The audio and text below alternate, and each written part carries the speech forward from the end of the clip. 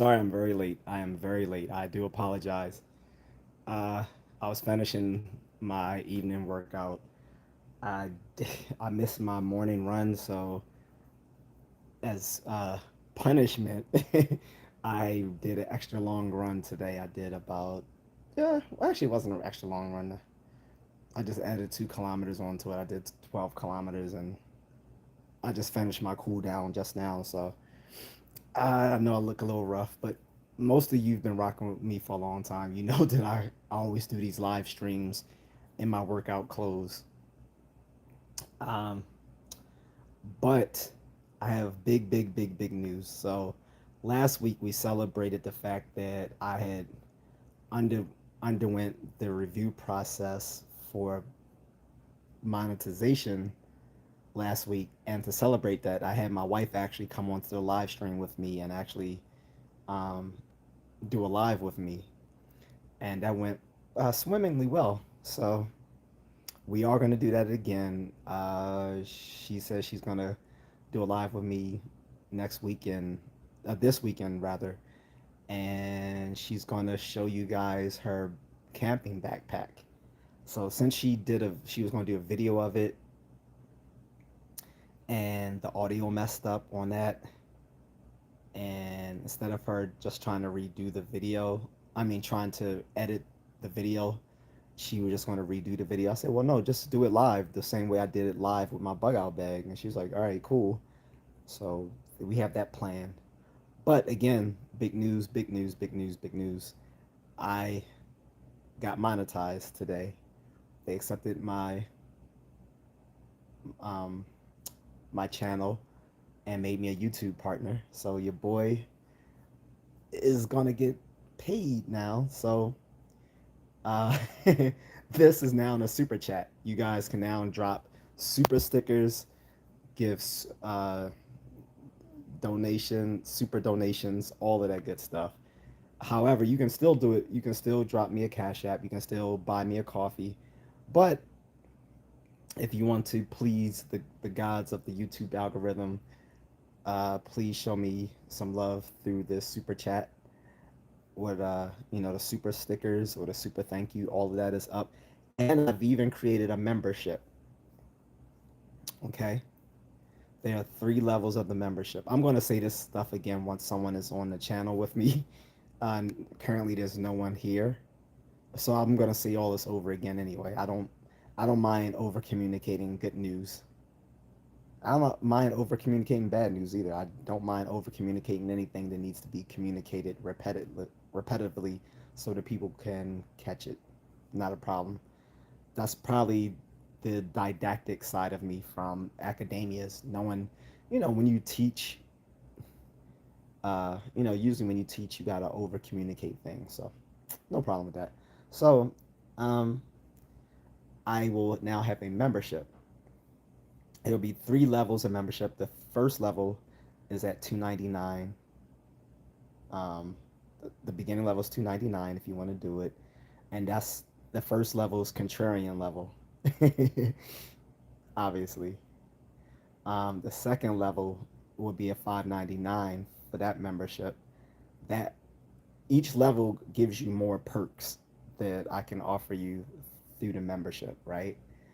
And like I said, the lowest level, it's not going to hit your pockets. $2.99 a month, if and you can, you know, um, you don't have to renew that membership. If you decide you just want to do it, try it out. Don't like it, that's cool, whatever. So, but the first level at $2.99 is contrarian. The second level at $5.99 is skeptic. Um, and then the highest level that opens you up to a bunch of perks that I can offer members is at, I believe, $9.99. Let's see, it's having, yeah, I think it's at $9.99. I was debating whether it was $7.99 or $9.99. I think it's $9.99. I can double check on that, but at that level, that's that's called the rationalist level. That will open you up to a whole bunch of perks that I can offer through this channel. Okay, and now that I am monetized, I will probably be selling some merch at some point. I have some friends that can make some merch up for me. So we'll see about that. Uh, Foreseeably, the merch will probably be a T-shirt that says "Just a Contrarian," and maybe and possibly also a coffee mug. Fittingly, as I'm someone who always drinks coffee, so coffee mug that says "Just a Contrarian" and the T-shirt. All that will be coming up. I'll let you guys know when that's happening. But again, big news, monetized. I'm a YouTube partner, all that good stuff. Um, there's another level of monetization I have not reached yet, which I will be reaching shortly with you guys, with your guys' support, of course. And that will open it up so that I can play ads during the videos. As much as people hate ads, like it keeps all of this going, not just for the YouTube partners, but for YouTube and Google itself. Like they are heavily invested in advertising dollars, which is why YouTube has changed so much in the last 11 years from being sort of like a internet version of an all access channel to now more like a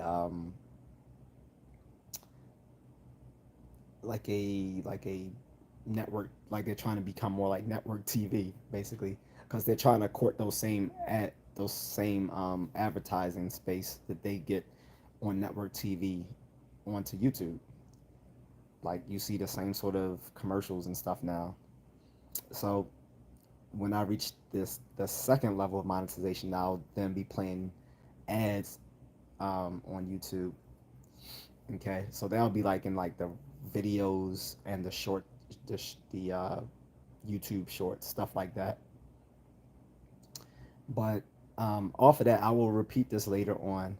However, I want to get to what the topic of this live is. My first live stream since being monetized, and now you guys can show me love with the super chats and all that good stuff. So, with no further ado, so the topic today is like Deepities, folk science, and pseudo-philosophy. And I dedicate this live stream to the late Daniel Dennett, the philosopher who died um, just over a month ago. He was in his 80s. I forget his exact age, but he was in his 80s. One of the great philosophers of mine. He used to have an op-ed in the New York Times where he not only talked philosophy, but he would review all sorts of books dealing with stuff in the intelligentsia, right? To some in the philosophy community, they actually didn't like that. They didn't like the fact that he would go on broad topics outside of philosophy, and they kind of said in so many words that he kind of lost some of his philosophy acumen doing so. He, on the other hand, defended himself in broadening his horizon beyond purely just philosophical topics by saying that it engaged um, more lay people into philosophy once he was able to like kind of talk about things outside of philosophy but using his philosophical tools. So there's an argument on both sides. I kind of go with that the academics though. I kind of agree that it, some of his philosophy acumen might have been lost in covering these broader topics, especially when he embraced movements like the Brights back like about 21 years ago. There was some movement called the Brights with a bunch of people who considered themselves a group of atheists and free thinkers and a whole bunch of other sorts of very like intellectual sort of views. And it wasn't nothing wrong with the movement, but the labeling of the movement itself, calling themselves the Brights, was bad because it kind of implied, even if it wasn't directly doing so, that people who weren't Brights were stupid by but that's not what they meant by the movement. But the movement was badly worded, sort of like the Black Lives Matter. That's a poorly worded movement. but I don't want to get into that topic. I want to stay strictly on this topic today. So, Deepities, folk science, and pseudo philosophy. The reason I dedicate this to Daniel Dennett was that he was one of the people who coined the term deepity. Deepity is just another term for pseudo wisdom or false wisdom that goes all the way back to ancient Greek times. He called it Deepities because a friend of his daughter actually said that, and he started using the term, saying that, you know, like stuff that was like pseudo wisdom but sounded like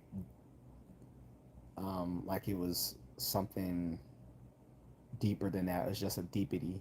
So in his definition, a deepity is either something that is just um, it's something that is true, but just uh, it's just a banal truth, but sounds deep, right? Or it's something that's patently false, but would be but would be profound if it were true. So that's what a deepity is. Folk science is basically another word for like traditional, an appeal to folk wisdom and tradition, stuff like that. And most of the time, folk science is wrong. And and all folk science has been replaced by um, by actual like evidential science, right? Whether they're talking about astronomy replaced astrology, chemistry replaced alchemy, um, biology replaced vitalism, uh, or psychology replaced all the little folk psychology, common sense type stuff.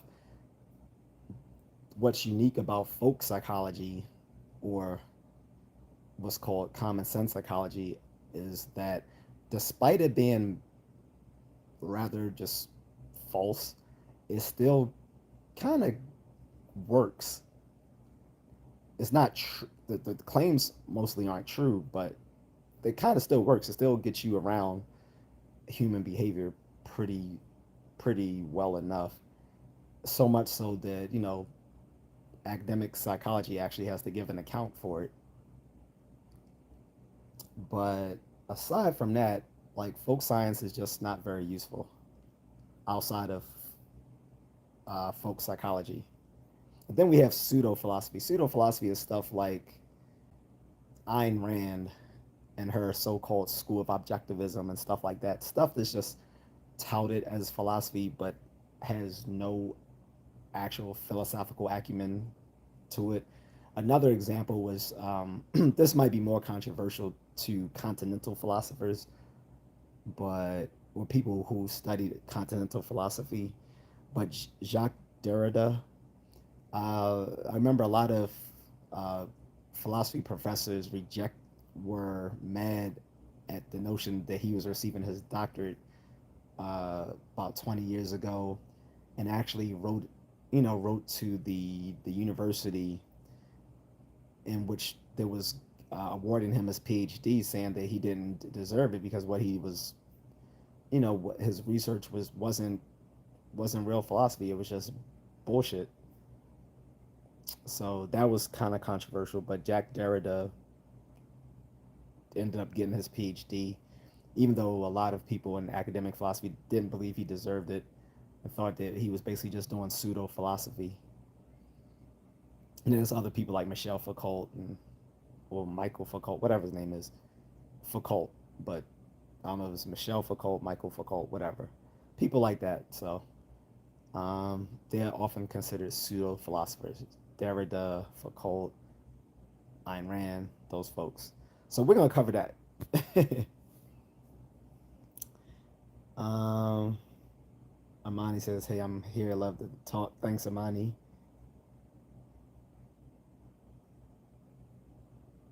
I gotta go. All right, we'll check you later. Just check this up on the up once it's uploaded. Okay. So those are the examples, and again, like I said, I dedicate this to the late great Daniel Dennett, who passed away, who coined the term Deepities to talk about pseudo wisdom. Uh, some examples of pseudo wisdom will be like Deepak Chopra, like how he tries to talk about the quantum mechanics of consciousness and stupid shit like that. Quantum mechanics doesn't have a freaking thing to do with consciousness, nor anything else outside of physics. Um, that's a pretty salient example of like deepities. Another term that Daniel Dennett came up with, which we can talk about, but isn't bad thinking, although sometimes the term is often used to refer to bad thinking, is called intuition pumps. Um, the, the the term is now used pejoratively, but Daniel Dennett didn't mean the term pejoratively. An intuition pump for him was like a thought experiment that didn't really change. It wasn't a thought experiment that was like going to like change how we think about things, but it might just kind of get you to think um, differently about something. He called that an intuition pump. Like another way we refer to thought experiments are Gedanken experiments, which is German for thought or proposition. Gedanken is just the German word for thought or proposition. So we often in both philosophy and physics refer to these things as Gedanken experiments. But in his example for Daniel Dennett, uh, his his his thought experiments or Gedanken experiments he called intuition pumps, which were more or less just not really very. They were just like small size thought experiments that just got you to think about something, but they weren't really like the grandiose sort of thought experiments that you think of when people think of some of the biggest philosophy arguments out there, like Plato's cave or the brain in the vat hypothesis or stuff like that. Like,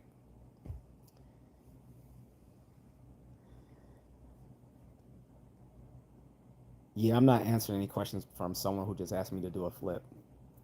Go flip off to another channel. Agatha says hello, good night, just coming in. No problem. Thanks, Agatha. Uh, Jay Polakowski says hello from Sweden. What's up? Wise up 76 says what's up, cuz. So yeah, so like I said, this first of the super chats will be dedicated to the late great Daniel Dennett. Okay, so I just gave my explanation. Like I said, it's about Deepities, folk science, and pseudo philosophy. So I'm curious, what you guys out there, do you have any? You might have some notions of philosophy, and a lot of people who have notions about philosophy who haven't studied philosophy, they usually cross these three borders that I just mentioned: Deepities, folk science, and pseudo philosophy. That's why I'm bringing it up, because often when I do have live streams where I talk about philosophy, usually I get a lot of stuff that isn't like genuinely philosophy. Uh, Jay Polakowski says, "All good, my man." And you? I'm doing well. Like I say, I'm celebrating. Just became a YouTube partner today, so this is my first live stream that I've done where I can receive the super stickers or super thank you or super chat donations. Wise 76. No, you gotta wait for that guy to come in with the YouTube handle says I just saved 15% or more. We gotta wait for him to come in to use that joke. I said just save 40% on my car insurance by switching to Geico. Plus, I'm not in my other home where I actually have a Geico Gecko toy. Well, it's not my toy, but it's in the house. So, um, when he first appeared on the channel last week, I wise up. I was like, I wish I had that little gecko toy to show him. He might appear today. I'm not sure. But yeah, so guys, what are some things you guys have heard that you kind of question the the truth veracity of it, or just think it's probably like kind of bonkers? So like I said, for one, for me was Deepak Chopra. He's kind of full of shit. um, since someone brought up Jordan Peterson, I do like the guy, but when he talks about things outside of psychology, tends to be a bit of a, how I want to say it nicely, a quack. He's a bit of a quack when it comes to stuff outside of like psychology or social science. I understand he's part of the whole red pill movement, um, and I admire him on that level for some of the stuff he talks about, but a lot of stuff he talks about are just textbook examples of deepities.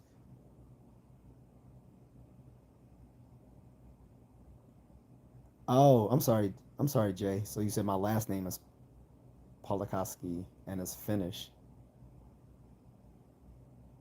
That's funny. I did not think it was Finnish. I was thinking it. I was thinking it was Polish. Sorry, I didn't know. If it helps, I have some Dutch Jewish ancestry, so um, I don't know where those surviving members of my family are. If they're here in America or back in Europe, if they survived the Holocaust, because we know that a lot of Dutch Jews were sent to Auschwitz during World War II. So um, the Dutch Jewish folks are on my paternal grandfather's side. So, anywho, um, so like I said, I didn't give a lot of examples of folk science, but I kind of broke it down. Neil deGrasse Tyson, I wouldn't say he's, well, depending on what you mean. So here's the thing about Neil deGrasse Tyson. He, like a lot of physicists, look down on philosophy. Particularly, they look down on philosophy of science. Was And that's fine. Like, well, that's not fine, but okay, I understand that. Richard Feynman was the same way. He looked down on philosophy as well. The funny thing is, both of these guys were science popularizers, and in doing so, they would actually try to talk like cheap, like they would try to give talks in a way that they seem to be doing an impression of what they thought of philosophy. Like Neil deGrasse Tyson, like he looks down on philosophy. He was actually taking a test about that in the Skeptical Inquirer, the magazine I subscribe to, and the board that makes up the editorial and the people who make the decisions behind the magazine, which is called the Committee for Skeptical Inquiry, or CSI.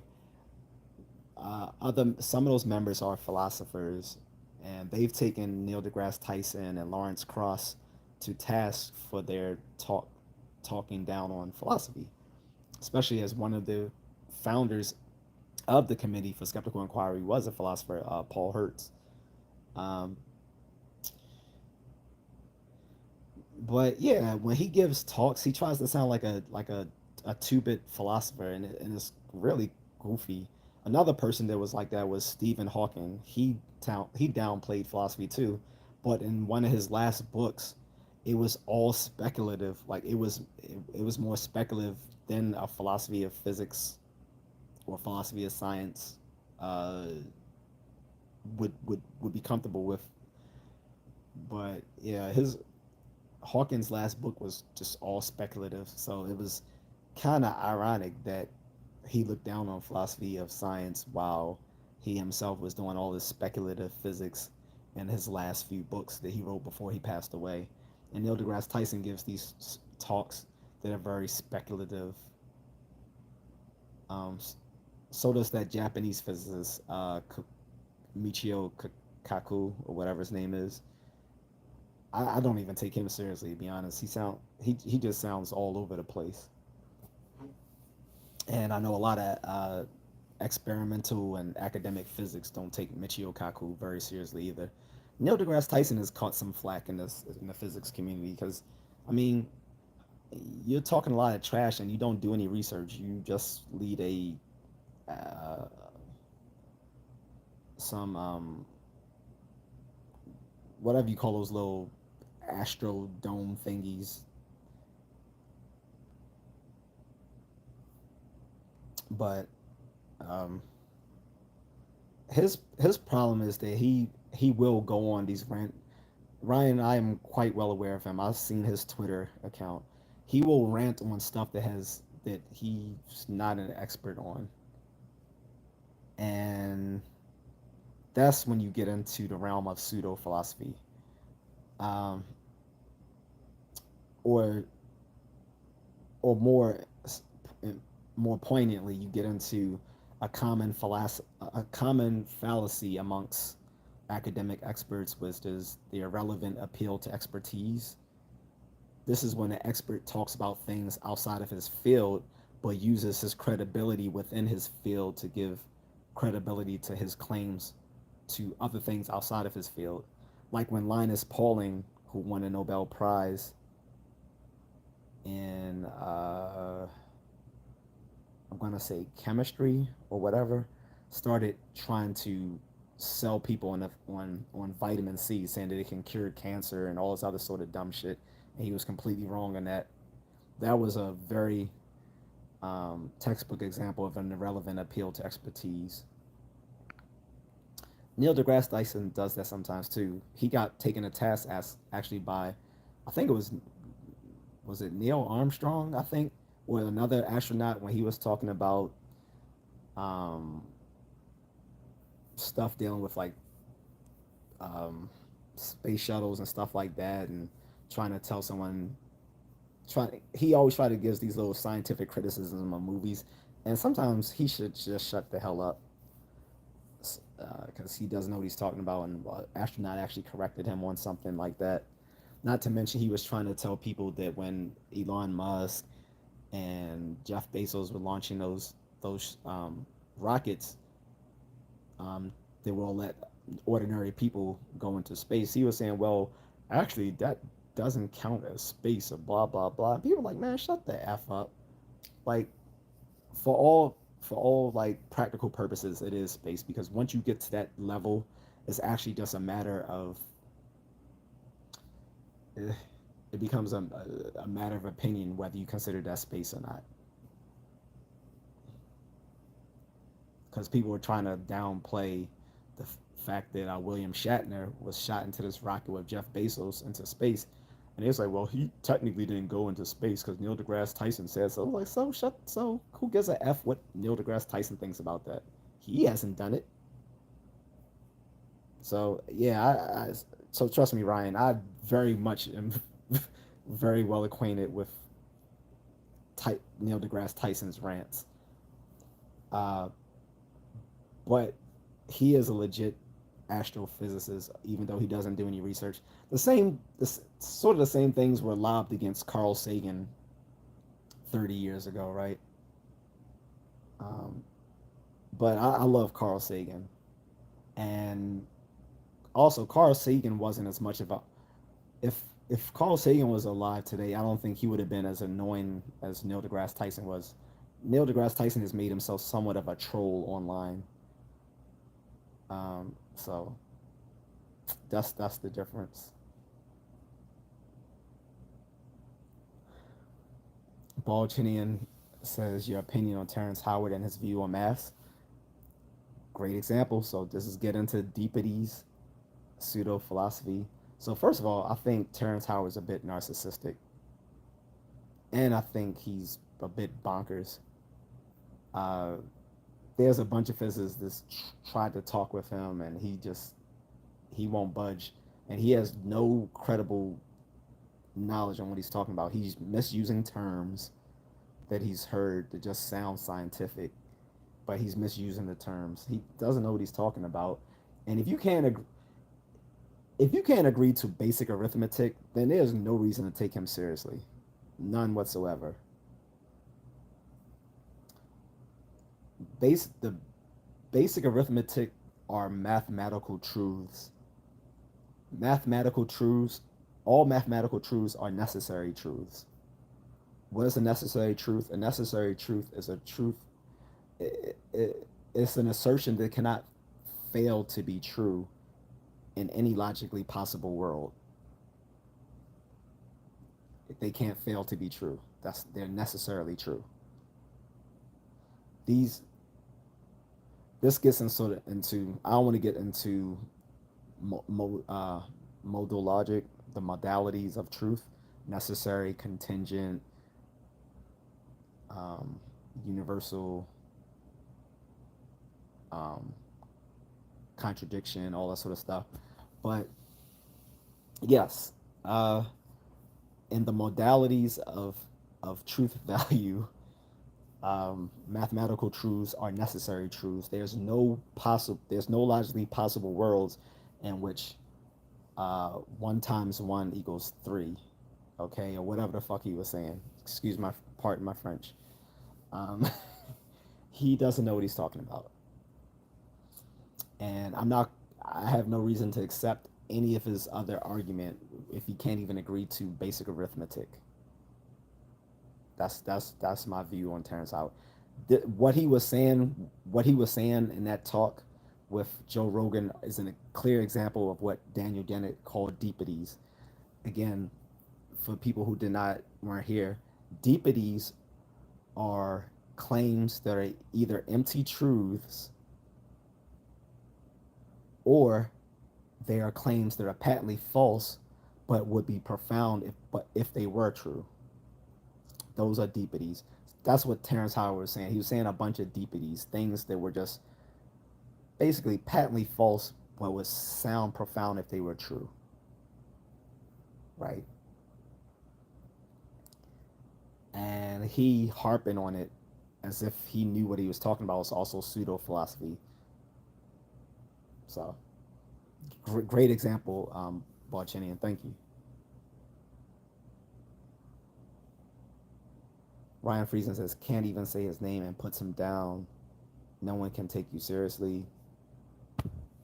Dude, you came to my channel, so what name am I not saying correctly? Neil deGrasse Tyson? First of all, I still like the guy, but again, I disagree with his views on philosophy because he puts down philosophy even though all of science is built on the back of philosophy.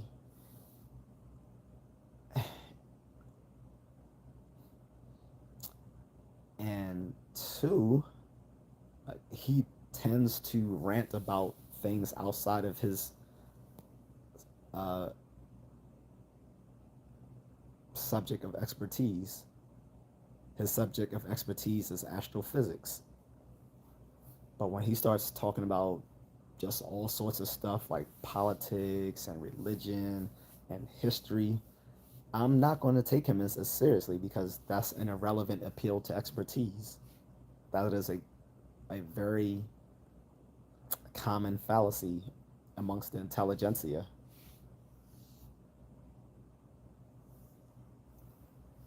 So thanks for bringing it up because it just lets me actually talk about those very examples of what this topic is about today, right? And like I said, I gave some examples of some well-known pseudo-philosophers, Jacques Derrida, Michel Foucault, and Ayn Rand. The stuff they talk about, and at least with Ayn Rand, both analytic philosophers and continental philosophers both can agree that that what she said was BS. Her whole thought on objectivism. She never even studied like academic philosophy. I think she took like one class in college on philosophy. That does not make you a philosopher. I have a whole degree in it, and I don't call myself a philosopher. I'm a philosophy nerd, but I would not call myself a philosopher just because I have a degree in it. I have not done the research in which to be awarded a doctorate and have been practicing it since. So it wouldn't count. But she took like one class in philosophy, and now she considered herself a philosopher. Even in the early 1900s, that wouldn't have counted. And guys, just to repeat what I said earlier when I first began this broadcast, uh, again, today's first day I've been monetized. So I'm a YouTube partner, and in this chat, if you would like, you can give me a super thanks. You can hit us. You can do a super sticker. Okay. Um,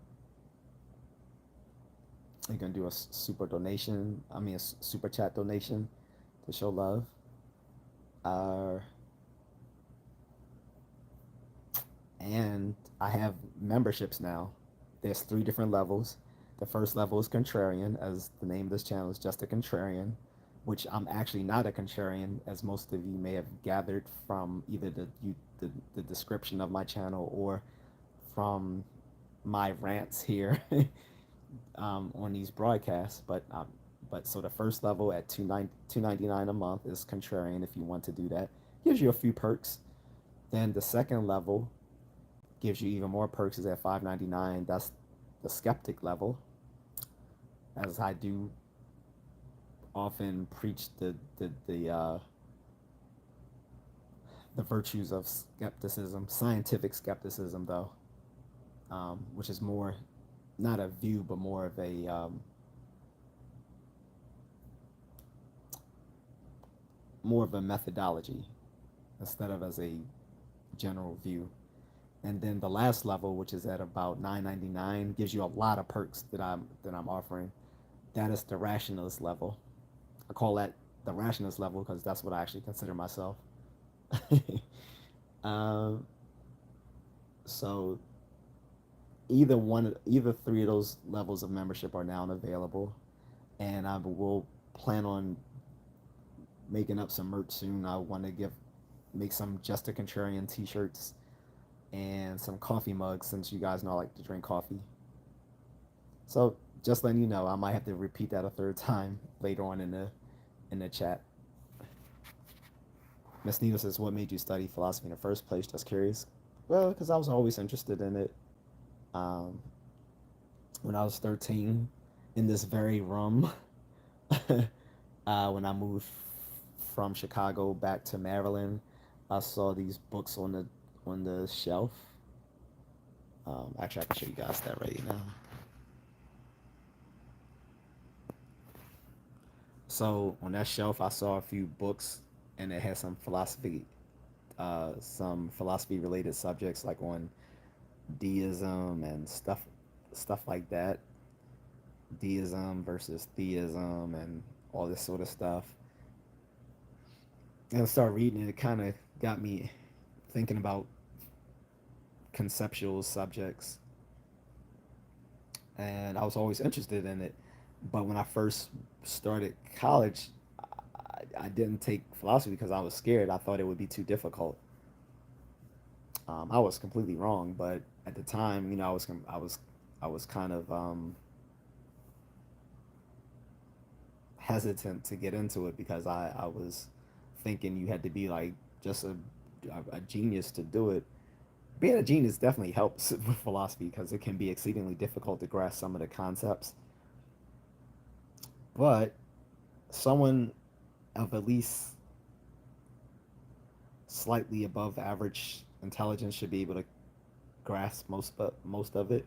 You might just have to work a little bit harder at it, but you can do it. That's what got me interested in it, and also because being in the martial arts, I would often look into the conceptual foundations of some of these martial arts, which were steeped in Eastern philosophy like Zen, Buddhism, Taoism, Confucianism, stuff like that. So that got me into it as well.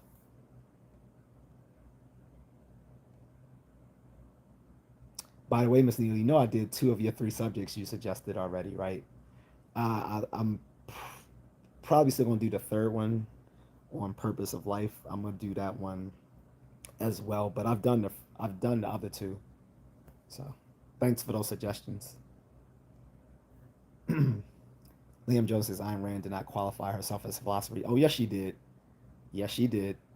Read some of the stuff she said. She founded her own school of philosophy called objectivism.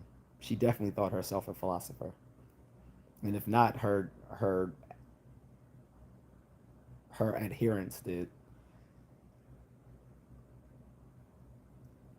Liam Jones says, Broski, you have three consistent watches. The idea to start selling merch looks a bit like running before you can walk.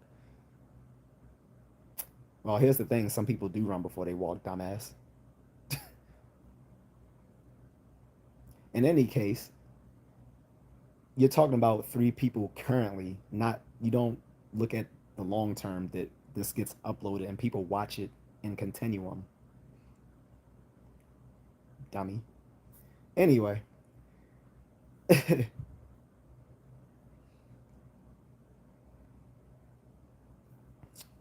Miss Nita says, yeah, interesting.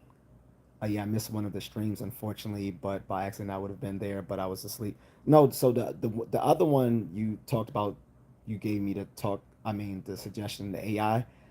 Um, I actually, I don't, um, I didn't do that at the time that I usually do it. Why be so combative? Because I can fight. That's why I'm combative. Not only am I verbally pugnacious, I'm also physically pugnacious. I'm smarter than you, and I can fight you. That's why. And if you don't like it, you can get the fuck off my channel. I don't care about little Gen Z tards like you. I'm Gen X. I don't give a fuck about your feelings. Look up Generation X. Y'all need to know about us. We don't give a fuck about you. We went through a lot. We don't give a fuck about Gen X and millennials either. Well, millennials are cool, but fuck you. Fuck Gen Z. That's how I am. I'm very polite, very nice, but I don't take anyone's shit.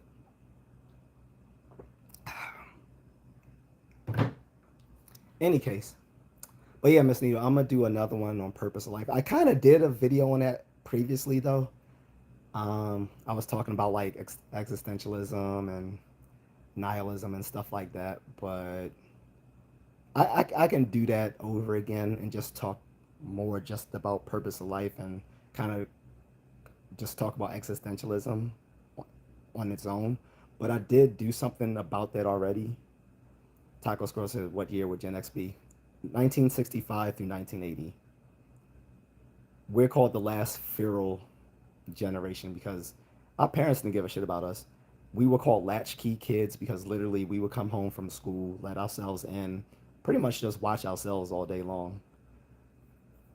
Um, they actually had commercials on TV about Gen X saying to parents, "Do you know it's 8:30 p.m. Do you know where your children are?" They didn't. They didn't give a crap about what we did all day long. We kept ourselves satisfied. Like Gen X is everything from the Breakfast Club to Clueless. So the kids on the Breakfast Club, those were Gen X, the early Gen X, and the kids on the movie Clueless, those were the last of the Gen X. So that should kind of give you a clue. Or Mallrats, that's a good one, a good Gen X movie. Um, Ferris Bueller's Day Off, another Gen X movie. Real Genius, Weird Science, Karate Kid. I can go on and on and on. So, But yeah, everything from 1965 to 1980 is Gen X. We were the creators of both hip hop and heavy metal. So,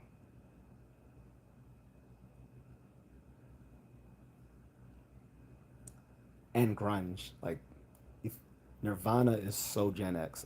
Like, that's quintessential Gen X is Nirvana. Miss Needle says, "Yeah, you don't have to."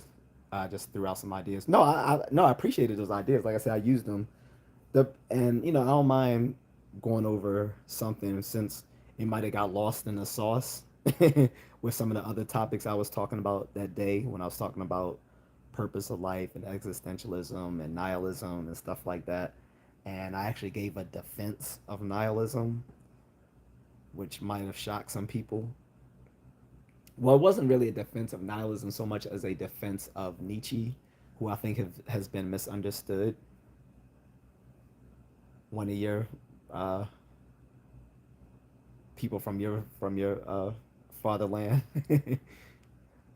Nietzsche's been very misunderstood over the years because his writings have been um, used to defend fascism and Nazis when he himself was not a fascist nor sympathetic to the Nazis.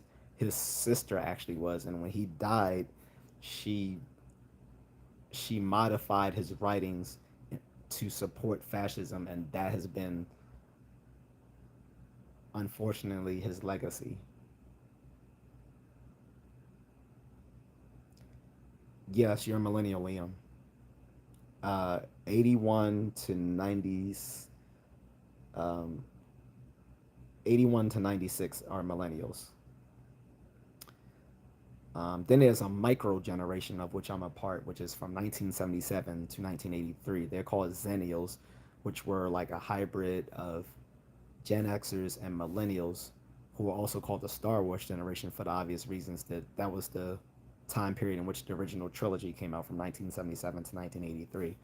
But yeah, you're a millennial, and my point being is that you were just kind of trolling my man. So Edwin Aponte says, didn't wasn't he hit by a horse in the head? If you're talking about Nietzsche, I'm not sure. What happened to him is that he suffered from what's the STI, syphilis. He he ended up going insane because of syphilis and died from it. But I don't think he was hitting the horse by head. I've heard that happening to someone, but I don't remember who that was. I don't think that was Nietzsche. Unless I could be wrong, it could have been him, but no, that's not what gave him his affliction. His affliction is syphilis. He died. He suffered from syphilis, which drove him mad. And so then people tried to use that as a basically tried to use that against him. Said, "Oh, his these are just the writings of a madman." But when he came up with a lot of his writing, a lot of his ideas, this was before he went mad. Like his ideas of the Ubermensch and the slave morality versus the master morality and all this sort of stuff, like, and his views on nihilism and existentialism. These were when he was still lucid, when he gave these arguments. That's not how. Yeah, that's what I'm saying. It wasn't a horse and blow to the head. It was syphilis. I know that very well. Uh, sound like he spent a sound like he spent a year in Baltimore. Nah, I'm kidding. But you can catch syphilis in Baltimore. That part is true.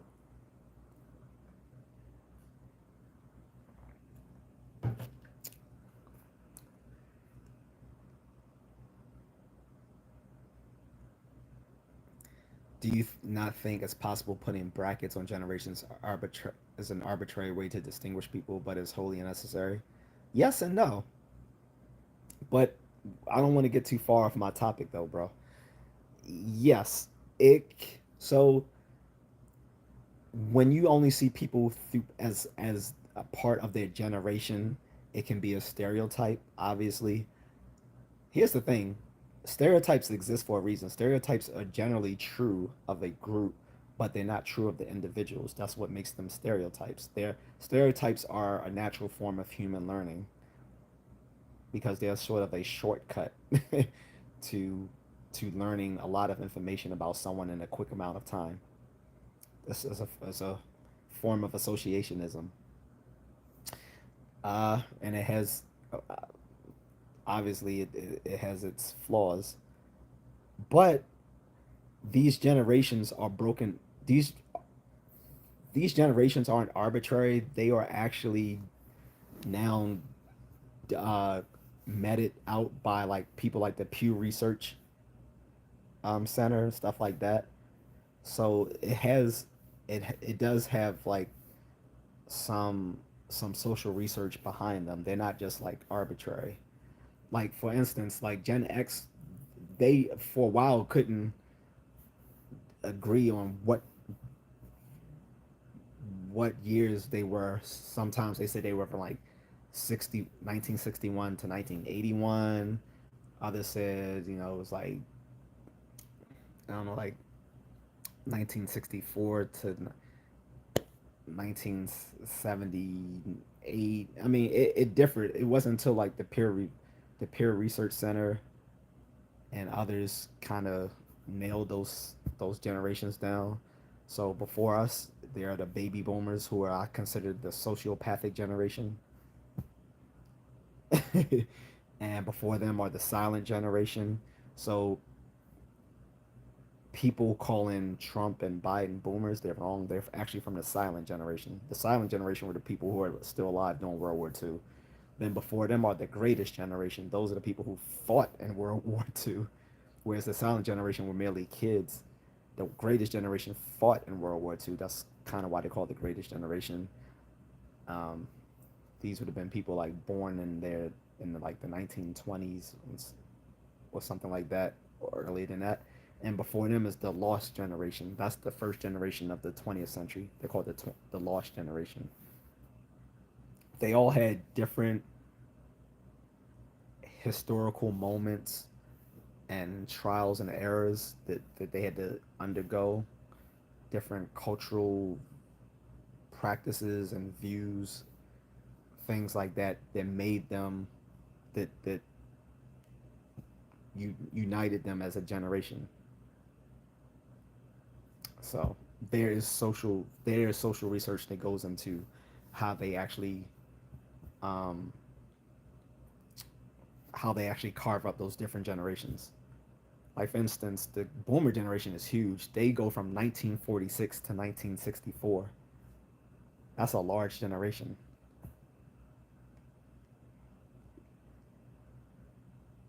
Edwin Aponte says you like his writings.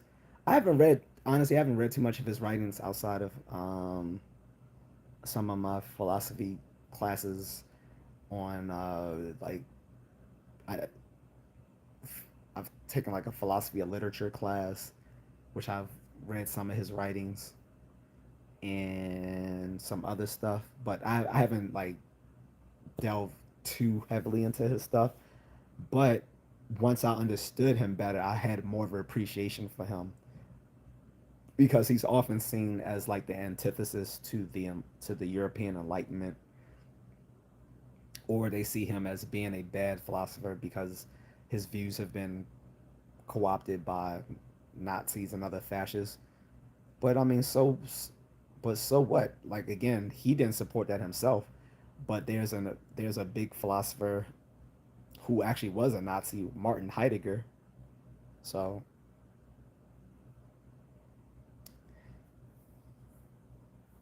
Ken Wood, 709 and subdued anyone bring up the hypothesis that Biden is dead. I haven't heard that yet, but I wouldn't be surprised. Everyone has their own little speculations on everything right now. The Occam's razor just says, "Hey, He backed down out of the race because his donors told him to. That's what happens when you are a corporate Democrat. You are controlled by your corporate donors. Bet you Bernie wouldn't have dropped out because he doesn't have corporate donors because he's not a corporate Democrat. But they didn't want him. They don't want a populist. They want someone they can control. Anyway, Liam says a prism through a vague idea is somewhat reductive, in my opinion. Okay. Anyway, Edwin says, okay, what is your point? Logical conclusion.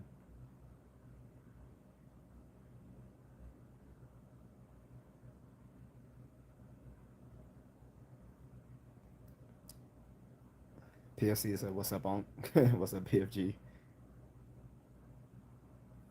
Edwin and Ponty says, going in circles, you're not making sense. Then leave. If I'm not making sense, then leave. No one told you you had to be here.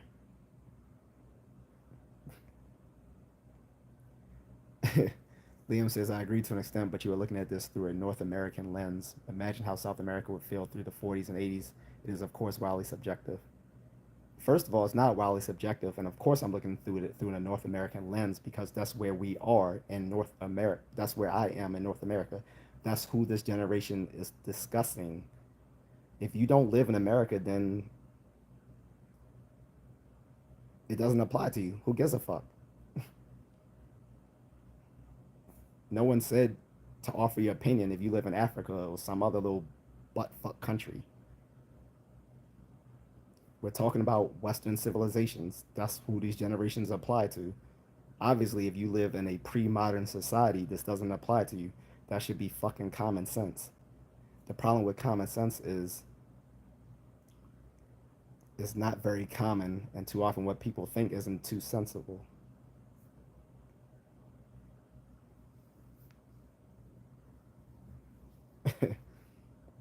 Anyway, so again, in case you guys are confused about the topic here, because you don't look at the headings before you click onto a video, the heading for this is Deepities, folk science, and pseudo-philosophy, and I dedicate this to the late philosopher Daniel Dennett, who coined the term Deepities, okay, as well as he coined the term intuition pumps. I'm sorry.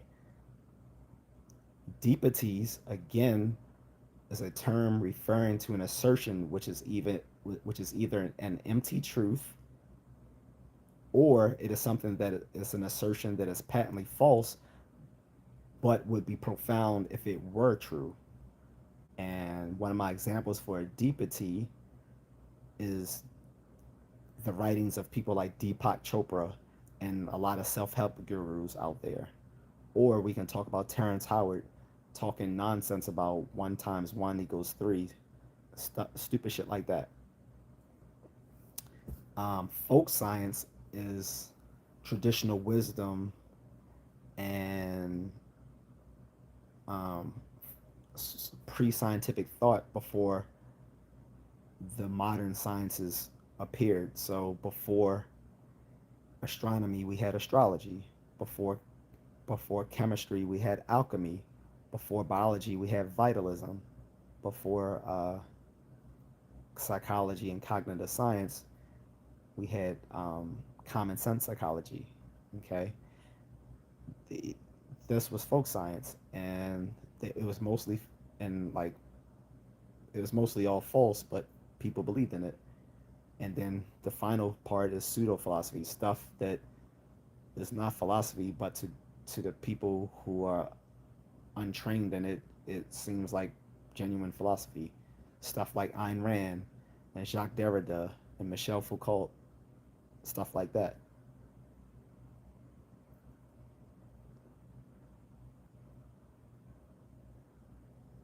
BSK said this, but F country on on my F and God. I'm sorry, BSK. I had to say it.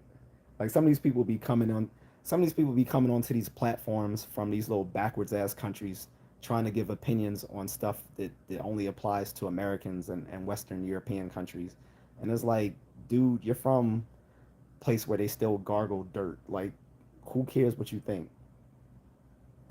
I'm sorry. Liam Jones says you are remarkably myopic in the explanation. Then, an explanation can only be as good as what is as the explaining explanans that it is there to explain. You have the explanans and explanandum. Okay, so if you want a better answer, ask a better question.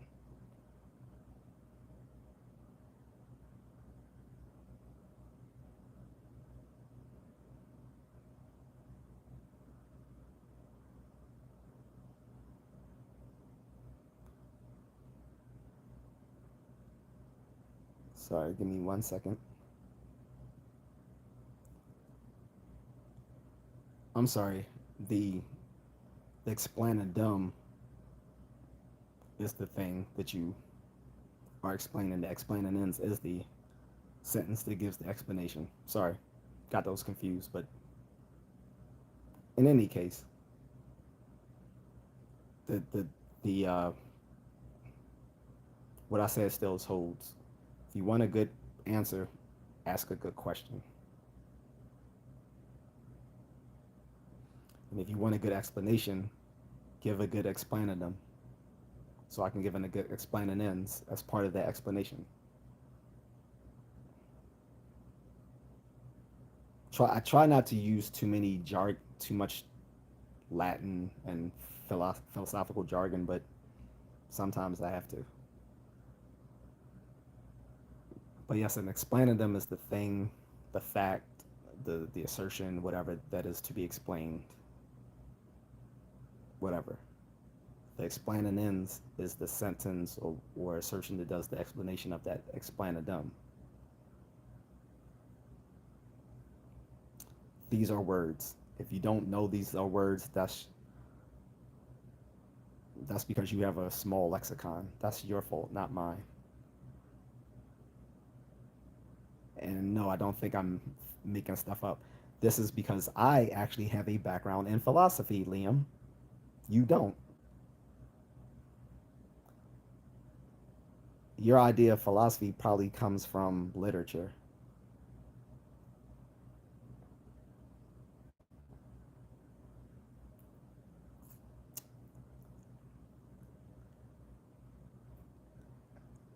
Like BSK, I don't understand these people. Like I don't come to their job knocking dicks out of their mouths, but they want to come here on my platform and try to correct me on something that I actually have a whole fucking degree in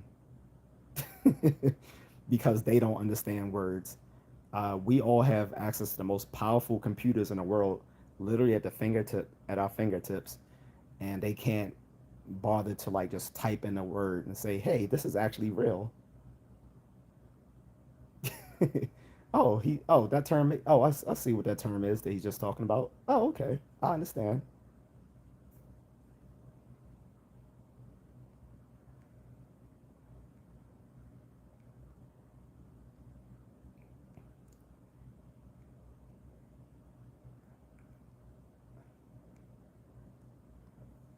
Ironically, Shakespearean English, or rather Elizabethan English, is probably like the earliest period that contemporary English speakers can go to and still actually understand what people are saying. Because before that, which before Elizabethan English or modern English, you get into like Middle English, and we really wouldn't understand it. Middle English is more German than contempor like than contemporary English is, because English is a Germanic language. Some people don't realize that, but uh, I don't. Only anti-intellectuals think it would be a knock to say, "Oh, what do you speak in Shakespearean English?" That would be a good thing. But no, it's not Shakespearean English. It's actually Latin. Wait till I tell them how you break down definition between definians and definiadum. BSK says authors or writers you like, not too goddamn dry though. Yeah. Um, what like you mean like fictional authors and writers, or because I read mostly nonfiction, so if you're referring to fiction, let me know. So I don't because if we talk about nonfiction, then it is going to be kind of dry.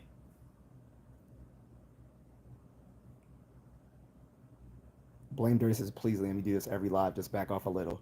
Blame Dirty. Does he go on to other live streams doing the same nonsense, like basically being a troll because he needs to feel important in his life because he's probably a loser in real life? Is that what it is? He's trying to, you know, get his oats. Because only people go on a live stream and just be combative with the host for no reason. Because how is it? How do you get combative with someone because you don't understand something? He literally has a phone or a laptop or a tablet right there in front of him where he can just type in what I'm saying to like fact check me. Like, oh, okay, the bro didn't make that up. Like, literally could just take a few seconds to do that. I can even spell it for him. Ex- Explanans. Explanans. Explanans. And explanadum. Explanandum. Explanadum. Look them up. You'll see those are real words. Real words for people who have a higher lexicon than someone who, smokes crack. Maybe he likes Hunter Biden too. But anyway.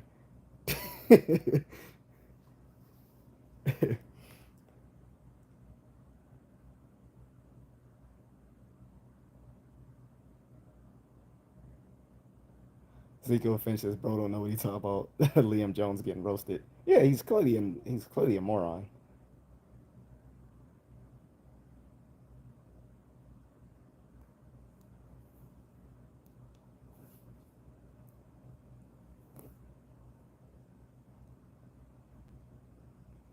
Like I said, you can check. He can check my other videos. Look at the freaking degrees on the wall in my other videos. Like I'm not making stuff up.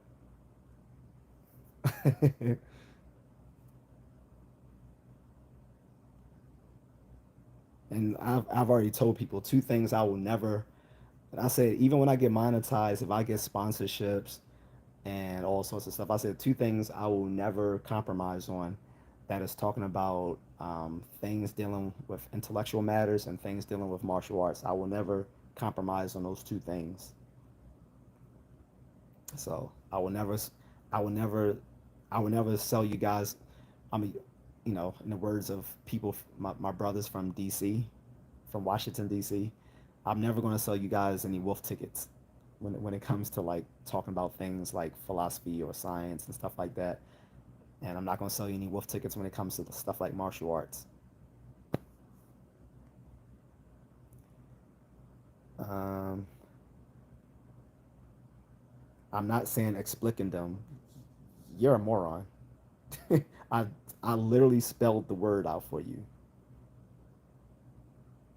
I'm on, so I'm kind of done with you. You're on you're on ignore mode. If you keep going, I'm just gonna time you out. You're lowering my IQ by responding to you. Anyway,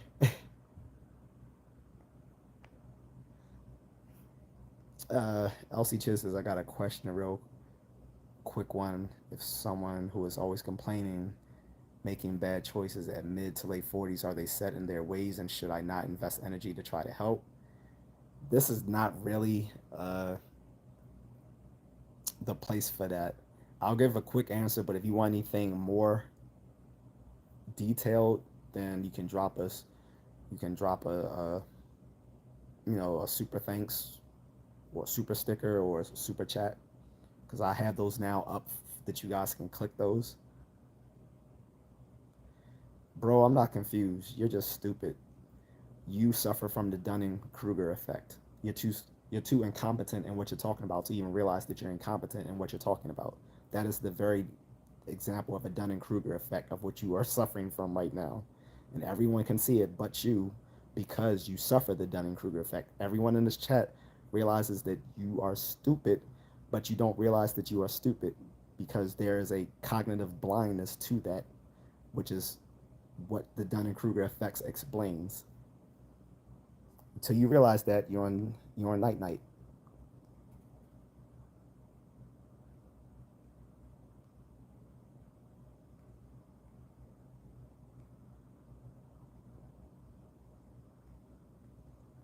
Anyway,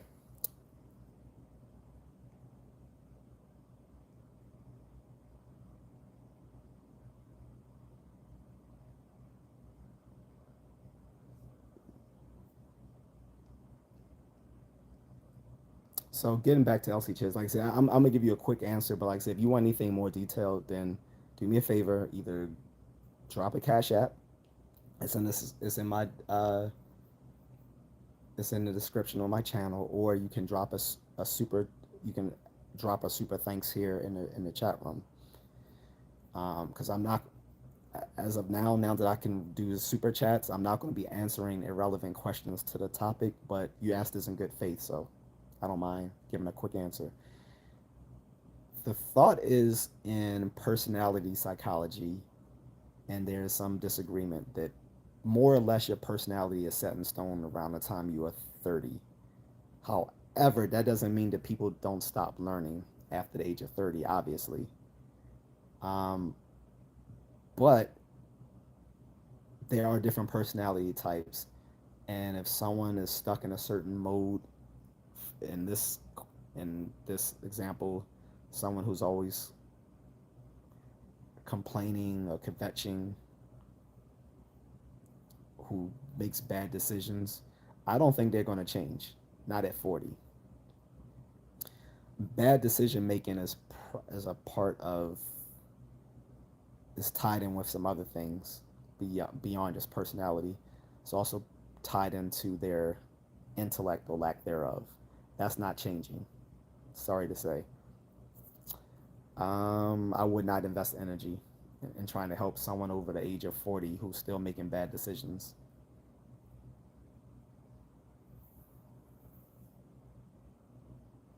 But if you want anything more detailed than that, then do me a favor and drop a super chat or something like that, and I'll go into more detail. Jeremy says, hello, sir. What's up, Jeremy? And I'm not answering you, indomitable human. It has nothing to do with the subject. If you're going to ask irrelevant questions, and drop a super chat. Otherwise, I'm not paying attention. So anyway, guys, so the guy I just had to time out, Liam Jones, is a perfect example of this very topic that we're talking about today. Deepities, folk science, and pseudo-philosophy. This guy is suffering the Dunning-Kruger effect. The Dunning-Kruger effect is something that affects us all in some domain, but um, it is basically within a certain domain. You have incompetence. The problem with it is there's a sort of cognitive blindness to the fact that you are actually incompetent. So you will rate yourself as highly competent within that domain. A common example is driving.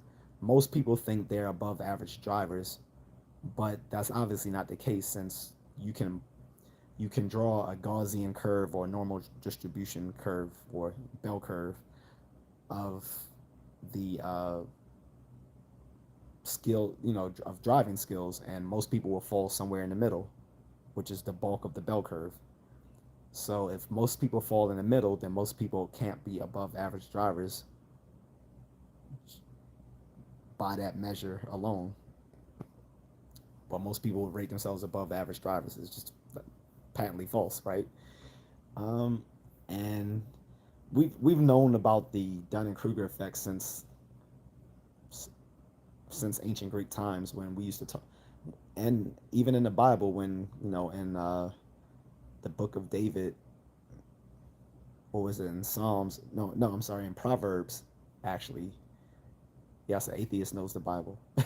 And Proverbs, we talk about people who wise people are the ones who tend to remain silent, where those who are fools always like to talk. So Liam Jones is one of those examples. Thanks, Moonlit Fern. He says, congratulations on monetization. Appreciate it. Blaine Dirty says, the bell curve is a very good example. Thank you. LC Chiz says, thanks. You're welcome. I hope that helps. Um, but yeah, so like I said, the Dunning Kruger effect isn't just on intelligence, although that's the biggest example of the Dunning Kruger effect is surrounding like people's cognitive ability. But like I said, it can be any sort of domain relating to like talents or or or intellect, where people can overestimate their abilities. And actually, the Dunning Kruger effect goes both ways. It affects people who are incompetent in a field and people who are very competent in the field. So, for people who are very competent in the field, the Dunning Kruger effect also gives them a sort of blindness to the fact that they don't realize how how accomplished they are in the field, that other people aren't at that level. Um, I might suffer from that when it comes to athletics. So, you know, I always tell people to run and this and that, and I might be being insensitive to the fact that some people just don't have the ability to do so, even though I think most people do. That could be one of those things I'm suffering Dunning Kruger effect about when it comes to competence. When it comes to incompetence, I'm sure I have Dunning Kruger effect as well. We all do. One of the things that those two researchers found out, I think one of them passed away. I think Kruger, but anyway, um, one of the things those two researchers realized was that the Dunning Kruger effect affects us all, at least in some domain. It doesn't just affect stupid people, but obviously that definitely affects them. But um, yeah, I timed him out for 30 minutes, so if I'm still here, he can come back. If not, too bad.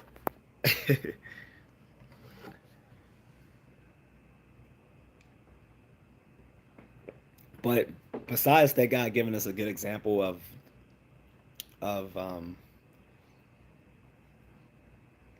fallacious reasoning, do any of you guys have any examples of deepities that you could think of?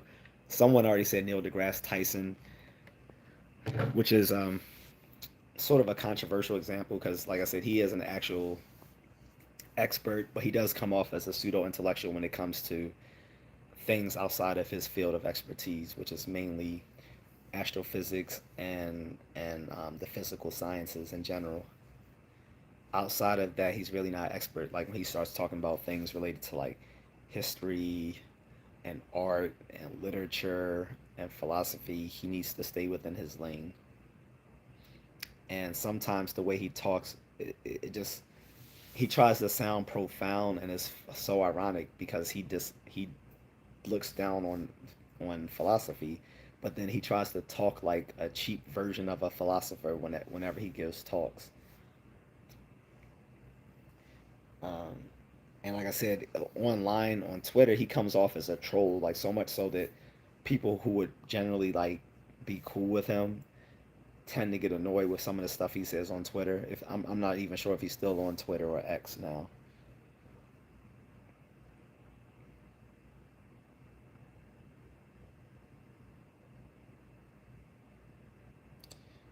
But yeah.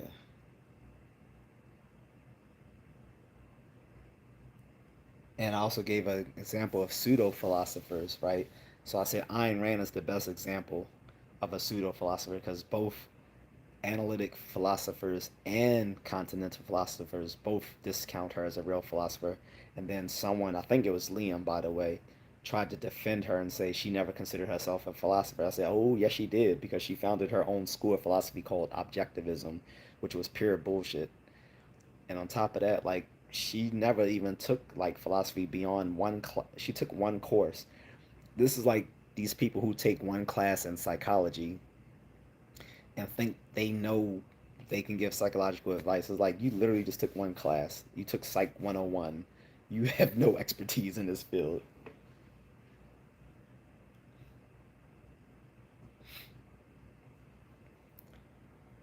Blame Dirty says Billy Carson. Can you remind me who that is? I don't. I mean, I can look it up, but I'm not sure who that is.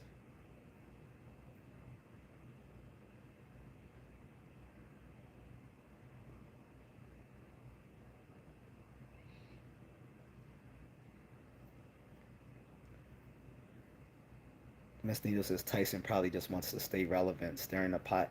I think so. Like, I think he tries too hard to be like Carl Sagan, who's sort of like, uh, he sort of like took the torch as the head popularizer of science from Carl Sagan, who died in the 90s. Um, but Carl Sagan didn't come off like a troll the way that Neil deGrasse Tyson does. They both receive sort of criticisms for being science popularizers, because science popularizers are often made fun of by um, by academic scientists who say you guys don't even really do research. So Carl Sagan faced that sort of criticism too. However, he before he became a science popularizer, he did actually do research. As far as I know, I don't think Neil deGrasse Tyson did any research before becoming the head of that planetarium.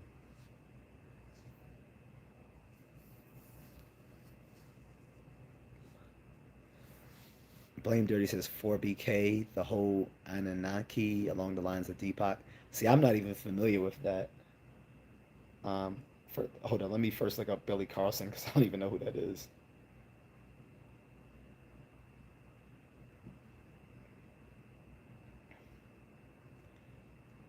Oh, he's the founder and CEO of Forbidden Knowledge. That's what 4BK stands for.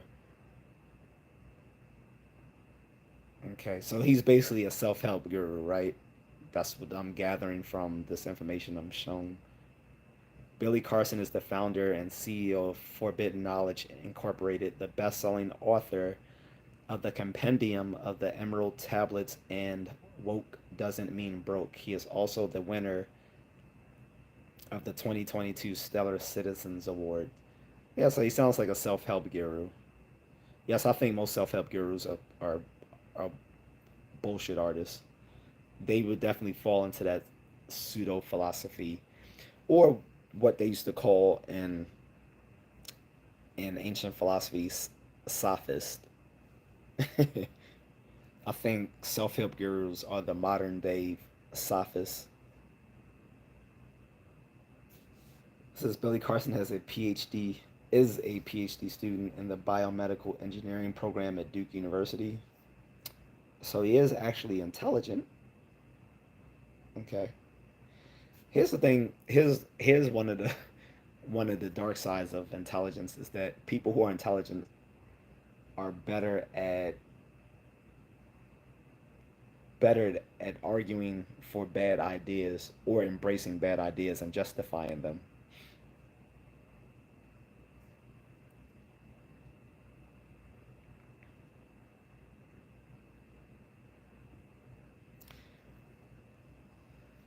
But yeah, that I guess that would I guess that he can be self-help gurus can be an example of pseudo philosophers.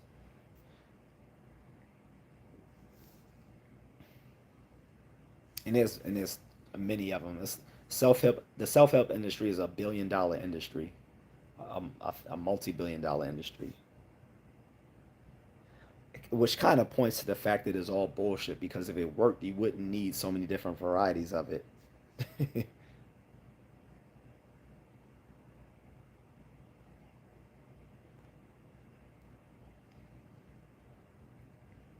like even though there's a modality to truth veracity, um, like I don't know how many different ways can you say one times one equals one, right? um, Unlike Terrence Howard, who says it can equal three. But again, if someone tells you one times one equals three, from that point on, you should not listen to anything else that person has to say. If they don't grasp that basic arithmetic, that every like so if they don't gather that every equation that comes out of arithmetic is a mathematical truth, then they shouldn't be taken seriously. Like I said, mathematical all mathematical truths are necessary truths. Now, are they all a priori truths or analytic truths? Maybe not all of them.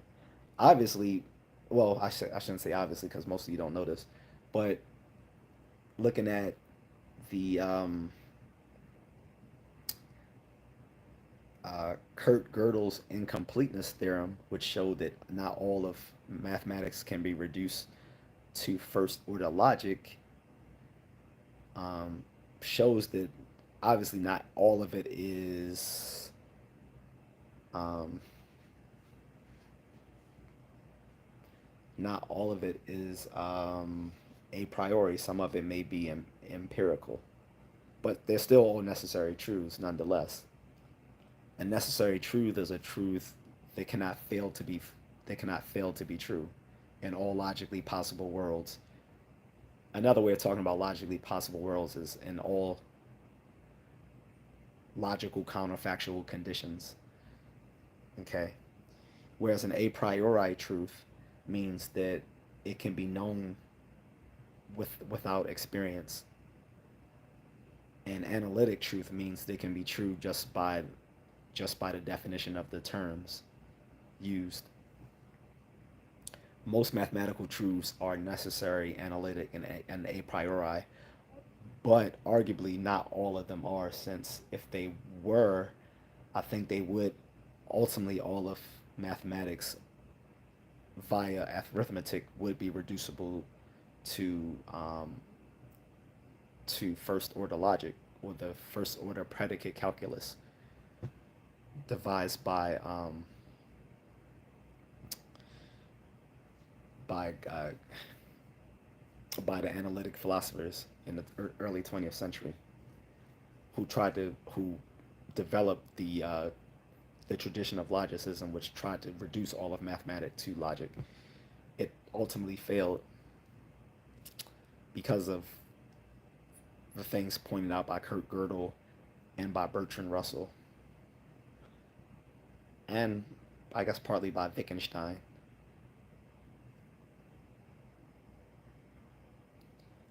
Miss Nina says, aren't they all basically trying to find truth in a way?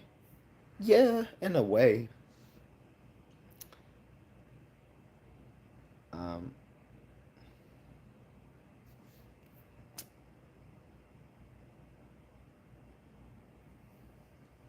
Jason Evans says, I like where you're going. Okay.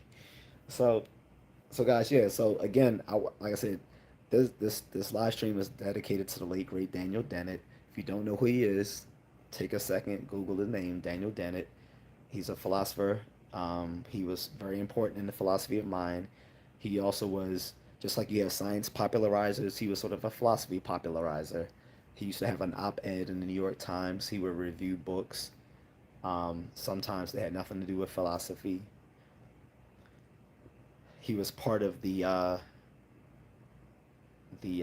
new atheists.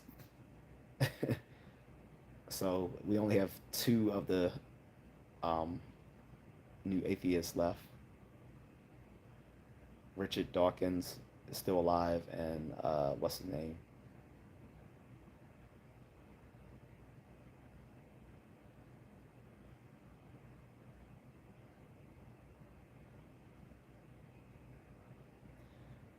but at the time they were called the four horsemen of the atheist revolution, or the new atheists. And it was like Christopher Hitchens, who passed away about 20 years ago, Richard Dawkins, Sam Harris, who's still alive, and Daniel Dennett. Okay, so he was very influential in within academia and generally within the intelligentsia.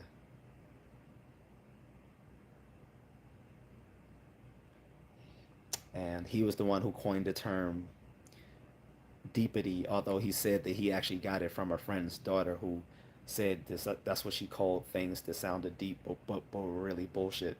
She called them deepities. So he started using his friend's daughter's term to talk about pseudo wisdom.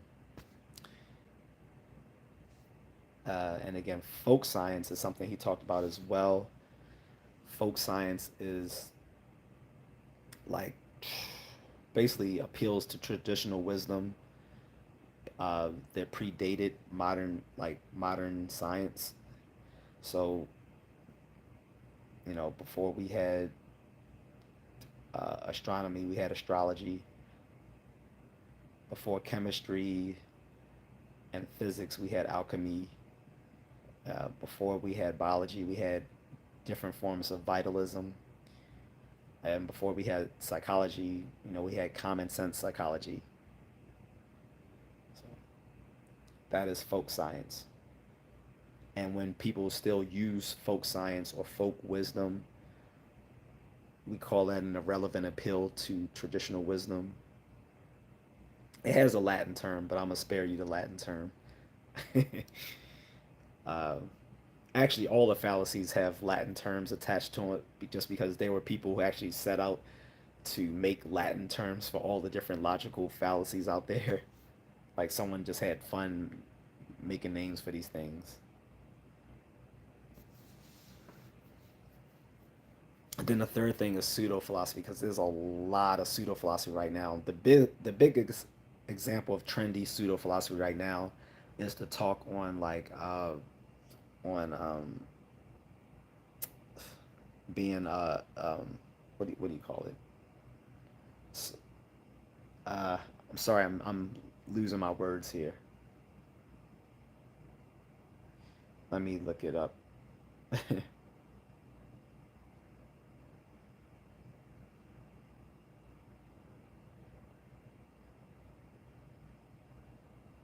On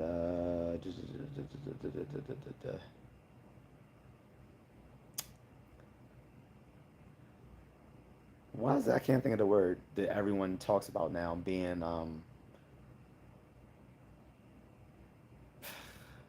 it'll come to me later. But anyway, those are the three things that this topic was about.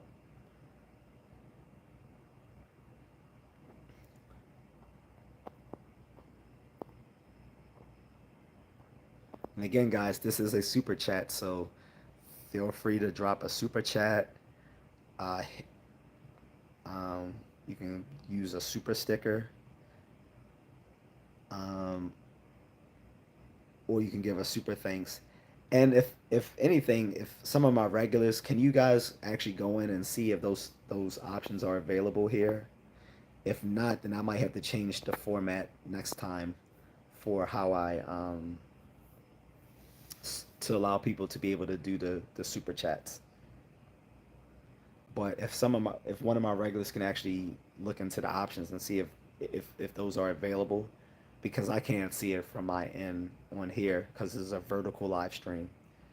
Although it does give me the ability to switch it around now. For some reason, now that it's monetized, I can actually switch the screen, so I can make it horizontal.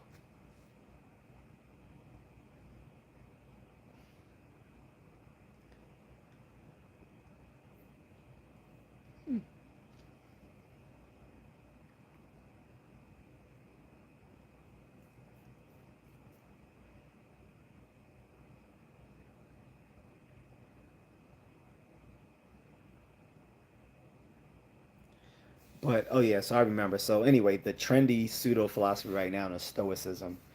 Not that Stoicism is pseudo philosophy, but the version that people are propagating now is pseudo philosophy because a lot of it has nothing to do with all the nuance that goes into Stoicism of Hellenistic Greece and ancient Rome. Like Stoicism started in with pre-Socratic philosophers, although the founder, the main founder, was a contemporary of Socrates. The super stickers are there. Thanks, Moonlit Fern. Thank you. I just wanted to make sure it's there. So that shows that I am monetized now. That's that's the kind of proof there. Subhash. Am I saying that right, my friend? Is it Subhash or Subash? Is it Subash? He says, "Where are you from?" I am from Baltimore, Maryland. I'm currently in the United States.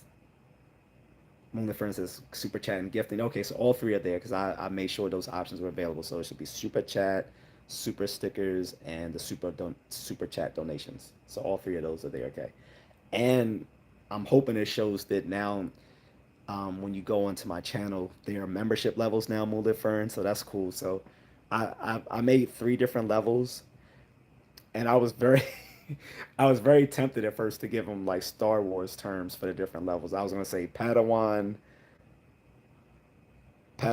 Knight and Master, like Padawan Jedi Knight and Jedi Master, but uh, I had to force myself not to do that because I know so many other people have done that. So I'm like, all right, I'm not going to do the whole cheesy Padawan Jedi Knight and Jedi Master thing. I was really tempted to though. So but the three levels are the first level at $2.99 is contrarian level, and I made that the I made that the base level because that's what everyone might call me as a contrarian, which I think is obvious. I'm not actually a contrarian. Contrarians just like to say whatever's the opposite of the majority viewpoint just to sound important. That's contrarian. So that's the 299 level. The next level up is at $5.99. That's the skeptic level. That's the sort of the not philosophical skepticism I'm into, but scientific skepticism, which is more a methodology. Um, that's what I advocate for. So that's why I named the middle level at. That's where I would hope everyone would try to achieve to is a healthy dose of skepticism. And then the final level at I believe $9.99. I know it's expensive, but each level gives different levels of perks. At the 9.99 level is called rationalist because that's what I consider myself. So at that level, you get the highest amount of perks. And I will be doing merch. Someone tried to chastise me earlier. They was like, "Well, you only got three people in the chat. Don't you think developing merch is a little heady?" I'm like, well, no. I said because you're missing the fact that these live chats get uploaded and then people will watch them in continuity from then on in. Sort of like after a movie leaves the theaters, it goes on to digital and DVD and all that sort of stuff, and it's played on eventually on network television and basic cable, so and on streaming platforms. So yeah, it's never gonna. It makes sense to take advantage of that, right? So yeah, why not do merch? Everyone else does. Besides, I'm gonna wear my own merch and like I'm gonna have a T-shirt says Just a Contrarian, and I'm gonna get a coffee mug says Just a Contrarian because that's what I actually like myself. Emily, for instance, sorry, I was folding laundry. Yes, I've seen. Cool. Subash says, "What country you like?" What do you mean, what country I like? You just asked me where I'm from. Now you ask me which country I like. That's not the subject of this topic. Um, I like my wife's country, the Philippines. I like a lot of places in East Asia. Okay, and of course I like America, better or for worse. Although there's a lot of things about America that I dislike.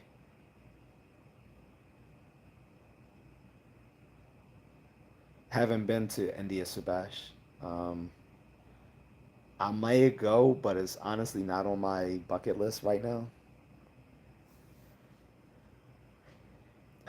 You guys are the has have the largest population now, and you beat out China. I think you guys are at 1.6 billion people right now. So you just beat out China, whose population is actually declining.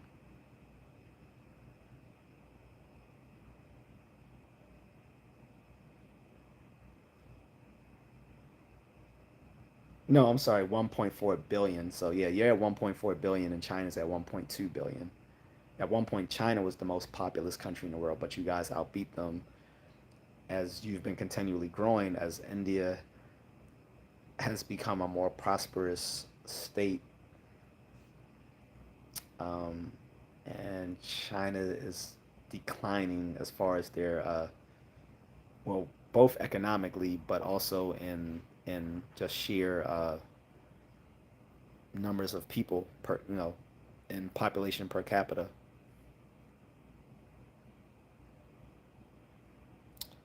So, but it's not really on my list, to be honest. Although I may go, it would have been actually cool to go there when I one of my best friends was Indian here in America. I would have liked to have gone with him. I think his family was from I can't remember. It was either Mumbai or New Delhi, uh, one of those two. And he's been there several times. But he never asked me to go, but I would have went. Sebastian says, you know about Indian culture? Not that much. Not that much. But strategically, India has become an important part, important U.S. ally as we kind of like partner to kind of hedge off another country, which I just mentioned. But being that I'm just monetized and Google has a economic partnership with that country, I'm not going to mention that country's name when I'm saying something that can be viewed negatively of it. So, but I just mentioned that other country, right? But so now the United States views its Indo-Pacific connection to be very a strategic partnership against that other country.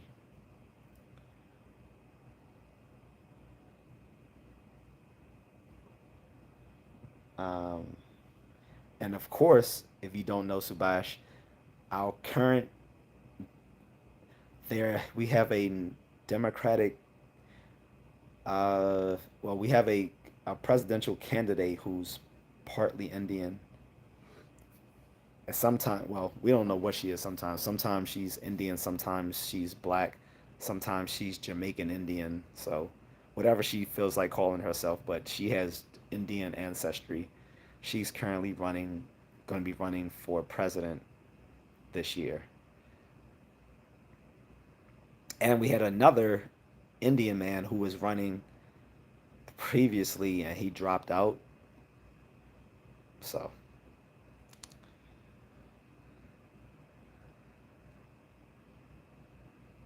but back to the actual subject. So, we're talking about Deepities, folk science, and pseudo-philosophy. And I related another term that Daniel Dennett had coined was called intuition pumps.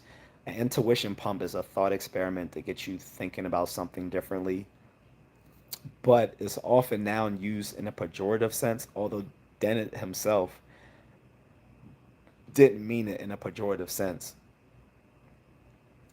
But a lot of times now it's used in a pejorative sense just to say that this is like sort of a thought that doesn't have it's not going to really, it's not a very, I don't know, persuasive thought experiment. So it's just called an intuition pump as a pejorative, but that's not how he meant it necessarily. So that's another term related to the late Daniel Dennett. He also talked about a lot of other stuff. He talked about evolution.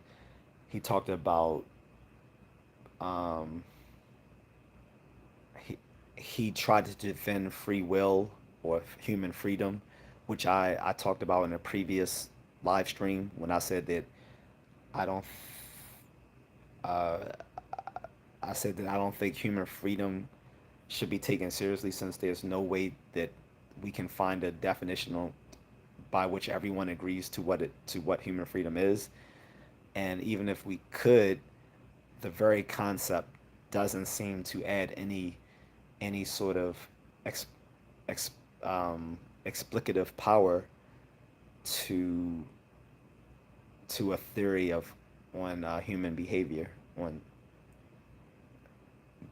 modern psychology.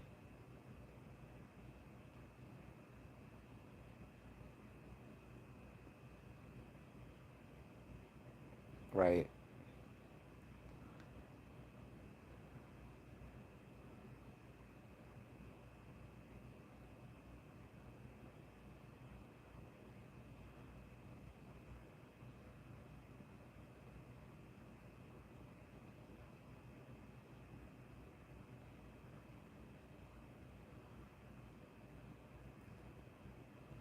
So, do I have any other comments? Because if not, I'm probably going to end this soon, guys.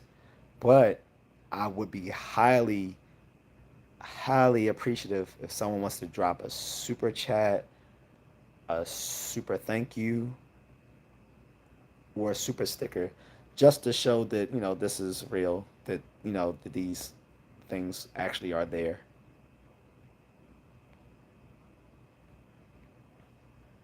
Um, Thank you to Moonlit Fern who actually said that he can see those options.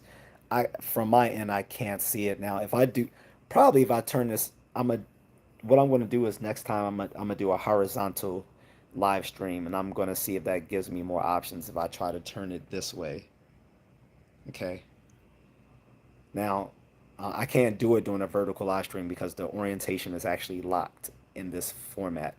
So if I turn it this way, you're just gonna see me looking coming this way, and that would be off-putting for everyone to see, right? I'm pretty sure when I turned the phone that way, it was off-putting to everyone to see me at a right angle to them.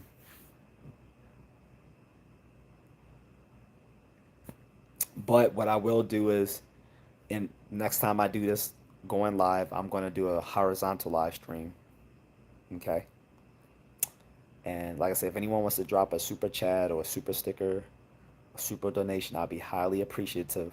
And again, I have those memberships coming up so that people can get little inside perks into this stuff that I do here.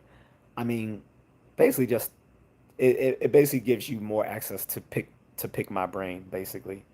Not that my brain is that fascinating, but if you want to know, if you want to learn more, and I also do martial arts, so if people want to know stuff about martial arts, that's available as well. I am going to be doing a home workout video.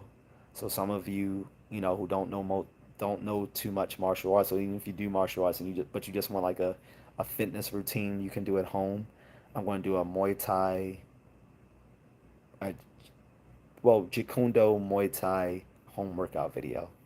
It's going to be sort of a mixture of Jikundo and Muay Thai.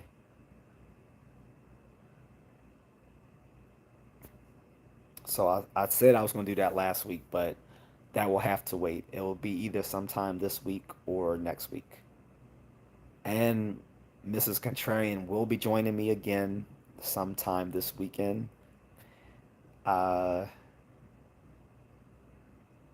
so that she can join me on a live stream again. And also, she's I talked her into doing a video on her backpack since that got messed up.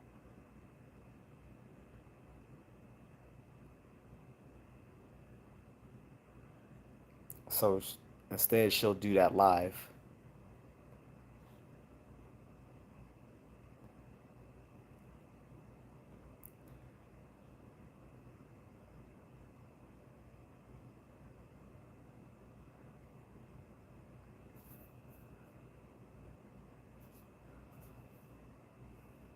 So, all right, guys, I'm going to leave it there. Again, you can look at those terms so you can actually read like the entire articles based on this sort of stuff. If and if you guys want a quick and dirty reference to like a lot of philosophy stuff that I talk about, again, there's the online the online two online sources that we use even in my philosophy courses for references. Okay, one is the Stanford Encyclopedia of Philosophy, yes, by Stanford University. The Stanford Encyclopedia of Philosophy is completely online. It is an amazing source of information, and it is readable by the layperson. Although there are some articles there that will not be understood by the layperson, which will only be understood by people who have a background in philosophy. But if it's about a simple subject, then they got you covered. So Stanford Encyclopedia of Philosophy is a great online reference to any and all things philosophy, particularly analytic philosophy. But they have topics on continental philosophy and Eastern philosophy as well. Um, then the other one is, I think it's called the. Let me make sure.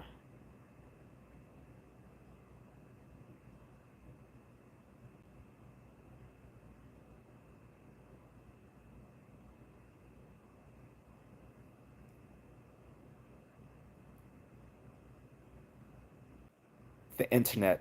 That's what the Encyclopedia of Philosophy. So those are the two main sources you can look online: Stanford Encyclopedia of Philosophy and Internet Encyclopedia of Philosophy. Two great sources. Django says, "Do you honestly believe in any philosophy or history as facts?" Yes. That what you realize most of Western knowledge is built on philosophy, right? I think a lot of you really don't understand what philosophy is. It's not something people don't understand. Philosophy is an actual uh, domain of knowledge. It's not just too many of you have the idea that it's just, that philosophy just means speculation. That's not what philosophy means. Philosophy is made up of logic, epistemology. Epistemology is the theory on belief, knowledge, and rationality. Metaphysics, which is just a study on everything that exists. Ethics, which is the study of um, morality and moral behavior. Then there's aesthetics, which deals with things like beauty, art, and literature. Then there's philosophy of science, which deals in obviously the uh, the philosophical underpinnings to different scientific subjects and the uh, the assumptions made by those scientists, those philosophical assumptions that is made by scientists. And then there's the newest branch of philosophy, which has become science now, which is cognitive science. Previously, all the fields of science were philosophy. They were called natural philosophy. So physics, chemistry, astronomy, biology, psychology, sociology, history. These were all within the realms of philosophy. So, no. No, religion. Oh, you said what would you categorize religion such as the Bible? Religion. What do you mean? What would I? I'm not sure what you mean. What I would categorize it as. Do you mean? You got to be more specific.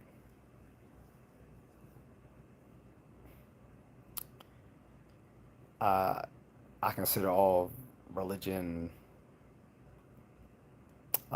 mythology, if that's what you mean.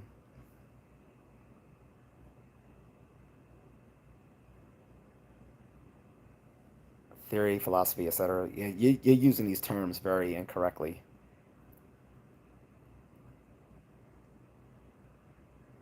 A theory is just an explanation of facts by law, like using, well, it's an explanation of some phenomena using law like generalizations to both predict and explain that phenomena. That is a theory. But people misuse the term theory all the time in everyday parlance. The problem is when people say theory in everyday talk, they're using the word theory synonymous with the word opinion. Theory does not mean opinion in science, and it does not mean opinion in philosophy. In philosophy and in science, theory is an explanation of some observations using law like generalizations to both predict and explain that phenomenon. No, the Bible wouldn't be considered history. It's considered literature. You, unless you're a fundamentalist Christian, no one takes the Bible as literal history. It wouldn't even make sense. How in the very in the very first books in Genesis, so Adam and Eve are the first humans, but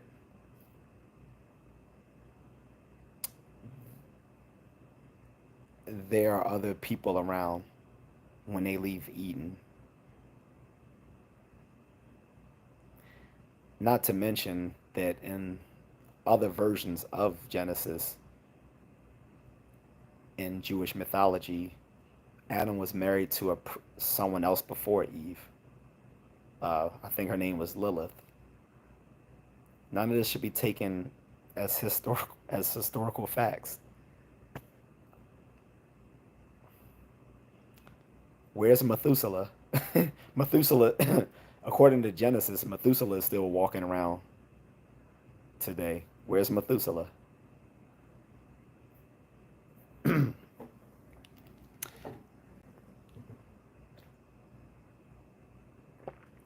You can take religious inspiration from the Bible and other religious texts, but that doesn't mean you have to take it. You don't. You don't have to take everything in it literally. I think you do yourself a disservice by doing so.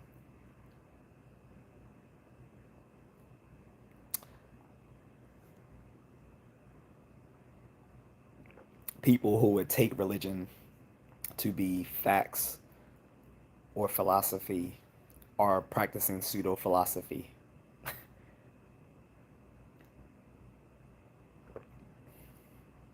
BS cases not always facts, i.e., dark energy or matter is an attempt. Um, Kinda.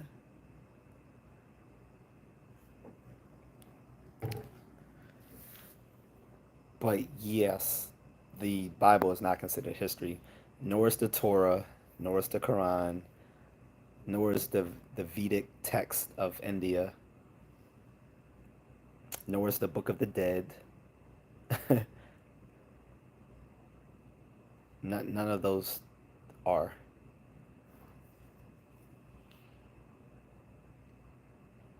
So in any case, guys, I am about to go. It is past midnight. Your boy has to rest, and I should do a few calisthenics before I go to sleep. Since I didn't go to the gym today, in place of it, I did a 12K run. Um,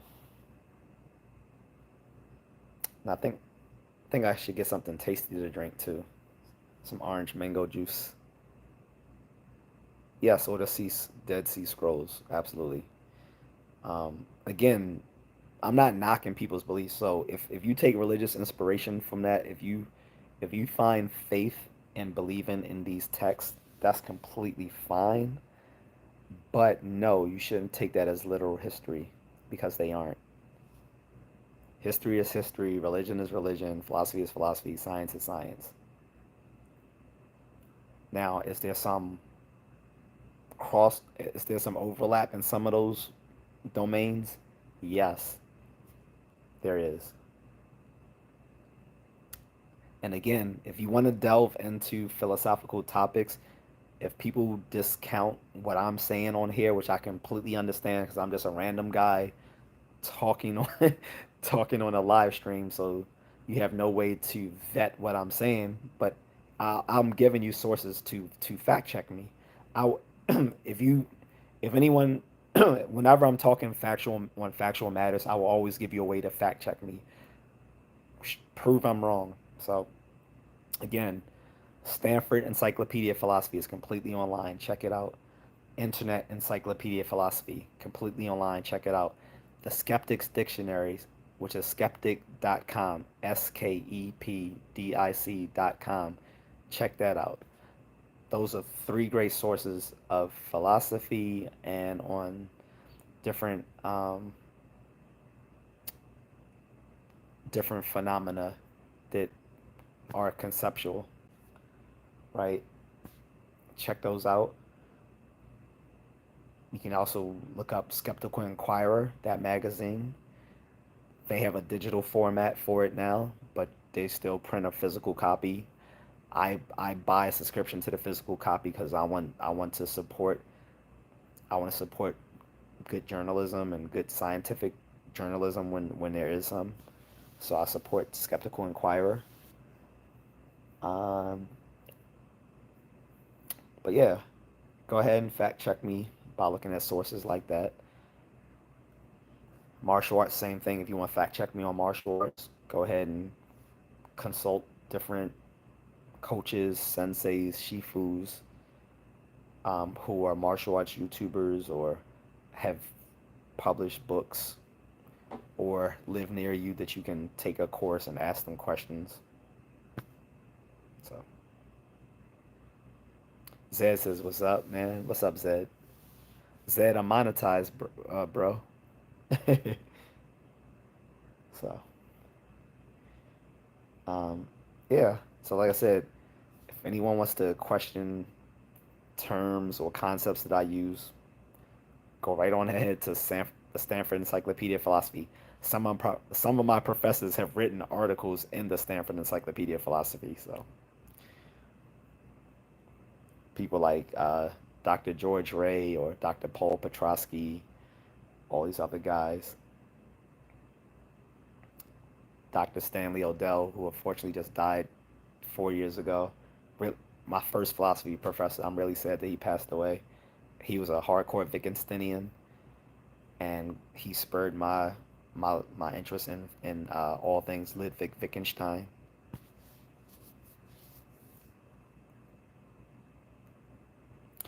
No, it's not about questioning. You were trolling, Liam. That's the difference.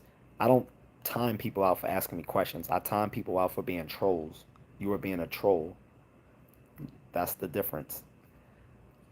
Because you can't understand when you were being annoying doesn't mean that everyone else didn't. You literally had other people in the chat room saying the same thing that I did. Zed says that's what I'm talking about. Getting paid always sounds good. Darn right. You, isn't that what the Joker said? If you're good at something, Never do it for free. But I was doing this for free for almost 2 years. But that was I could have been monetized a long time ago. The reason was I wasn't doing this full time because I have a real, I have a real job in real life, and I'm always training. So Liam, you about to get, yeah, you're about to get timed out again. Well, probably not because I'm about to leave anyway. But you don't understand. It's not my fault that you can't understand when you're being obnoxious. I'm pretty sure people in your real life feel the same way as well. You may have some lack of social skills there, but ask being a there's a difference between asking questions and being a troll, especially when someone's actually explaining something to you and you just refuse, you just disregard it altogether. Yeah, I'm not going to do that. So here's what's going to happen.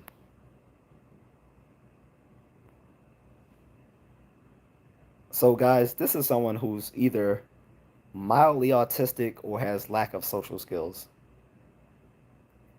He doesn't under tell me if I'm tripping, but clearly he doesn't understand when he's being obnoxious.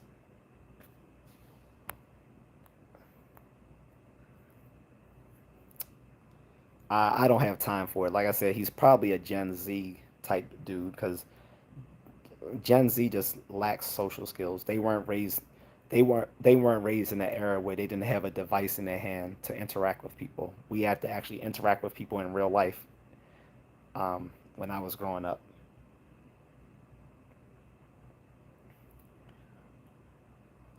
which meant you better learn how to talk to people correctly or you get the knuckles.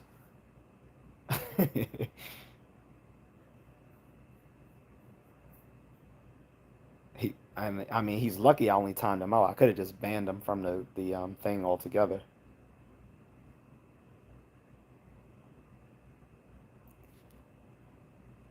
It says his night night, Liam. So guys, yeah. So anyway, again, this chat I'm about to end it, but it was about it was I was dedicating it to Daniel Dennett, who came up with the term Deepities, which is another term for pseudo wisdom.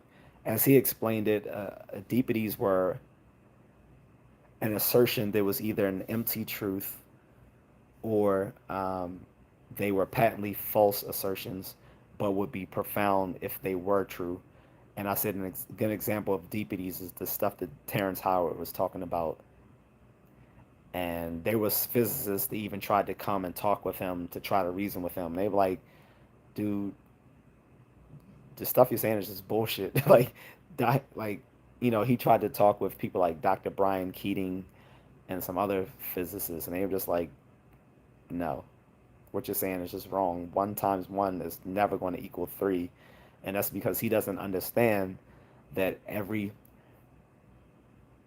uh, every mathematical proposition, arithmetic proposition rather, is a necessary truth. Like all mathematical truths are necessary truths, which means they cannot fail to be true. So one times one will always equals one. And arithmetic is based on axiomatic set theory, which is reducible to first order logic. Now, not all of mathematics is reducible to first order logic, but axiomatic set theory is one of those successful ventures in which philosophers of the early 20th century were able to reduce a core part of mathematics to logical principles. And again, all mathematical truths will be necessary truths. So there's never going to be a time that one times one equals three. Never. So someone proclaiming that and trying to give a justification for that is just talking nonsense. Um, so I'm sure Daniel Dennett had a bit to say about that before he died. Then the other aspect was folk science, and like I said, folk science was the appeal to traditional or folk wisdom prior to modern day science. So, like I said, before astronomy, you had astrology, and before modern physics and chemistry, you had, you had alchemy and Aristotelian physics. And before biology, you had vitalism, and before you had psychology, you had common sense psychology. Those were folk science, and pseudo philosophy, like I said, were um, people who saw themselves as intellectuals, but really didn't have any background in philosophy as an actual like domain of study, or if they did, what they were doing wasn't considered philosophy within the philosophy community. So people like Jacques Derrida or Michel Foucault, I think, would be considered pseudo philosophers by a lot of people, whereas everyone would pretty much consider Anne Ryan a pseudo philosopher. Isaiah says you talked about Terrence Howard. I wish I was here earlier. Terrence is an interesting person, but I think he was wrong. I talked a little bit about him, but I've talked about him more in previous live streams. I can't remember which ones, but I've I've talked I've talked about him several times before and gave my opinion that he's a bit of a nut job and a narcissist, and clearly just doesn't know what he's talking about. He's just throwing around terms to sound scientific, but he's misusing them. So, in any case, if someone has like specific questions on deepities, intellectual pumps, thought experiments, logical fallacies, psychological fallacies, um, pseudo philosophers, folk science, and anything involved in that, you can leave it in the comments section. And if you guys don't mind, please hit the like and a subscribe if you want. I will definitely be appreciative if you want to give me a super thanks, or hit the super chat and leave a comment. Guys, when you leave a super chat, it'll show your uh, your comment and your name posted above everyone else for everyone to see. So if anyone wants to do the super chat or the super donation, go right on ahead. But that's only while the while the live stream is going. Like after it's uploaded, you can't do it, but you can still send me a cash app. I'll always take the cash apps. That's always appreciated.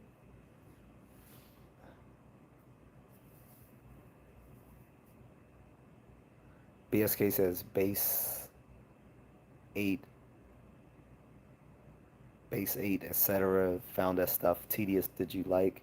I'm not sure what you're talking about. Are you talking about the eight? Are you talking about the eight principles of what's it called? The eight principles of inference or something like that? Is that what you're referring to?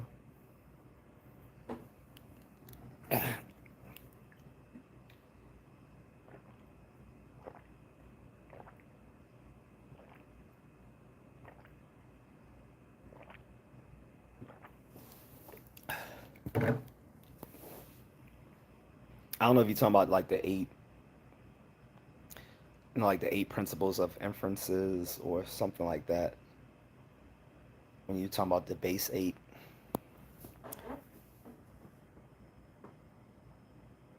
it's logic stuff versus decimal point zero base. Yeah, I'm off. I'm sorry. I'm late. This is I'm tired. When you said the base eight, the only thing I was thinking of like the different uh the the different principles of inference.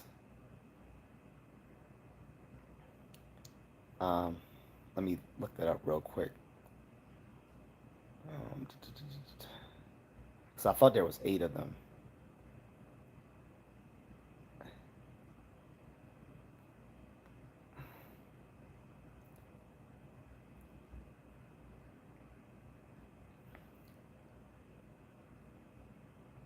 Yeah, the eight, like the eight rules of inference. That's what I was thinking of. Was if that's what you were referring to, because I thought it was eight, if I remember correctly, eight, the eight rules of inference.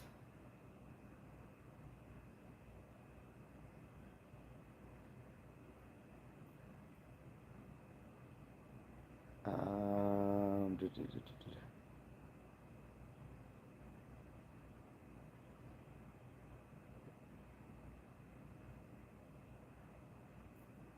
Yeah, the eight basic Yeah, that's so. Yeah, we're talking about the same thing, right? The eight basic sentential rules of inference: modus ponens, modus tollens, disjunctive syllogism, simplication, conjunction, hypothetical syllogism, addition, and constructive dilemma. Yeah, what we call what we like to call baby logic, right? Yep, I'm familiar with the eight principles. Actually, I just saved a uh, a picture of the eight rules of inference on my phone, and I was actually showing my boss like a few weeks ago. I was like, "Is this super nerdy?" He was like, "Yeah, this is kind of nerdy." I was like, "I know." I was like, "That's why." I was like, "That's why I got it." He's like, "Man, ain't nothing wrong with that." He said, "Nothing wrong." He says, "Nothing wrong with a brother being nerdy." I was like, "Well, I appreciate it." But yeah, I literally, I literally like saved some pictures of that on my phone. See if I can even find them. Um,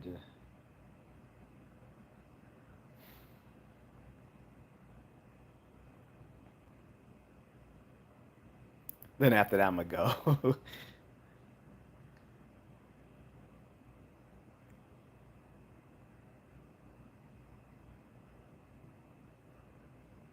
Fortunately, my backup phone is very slow. I only use it for like when I go on runs.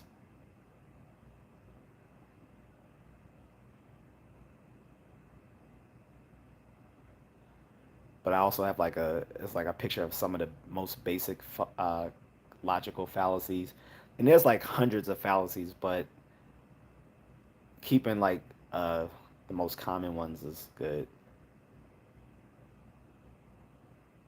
But yeah, like I don't know if you can see that like logical equivalents to these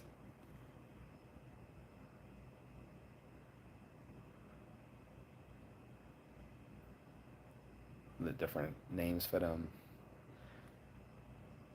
The identity laws, the domination laws, the idempotent laws, the double negation law, the commutative laws, the associative laws, the Morgan's laws, absorption laws, negation laws.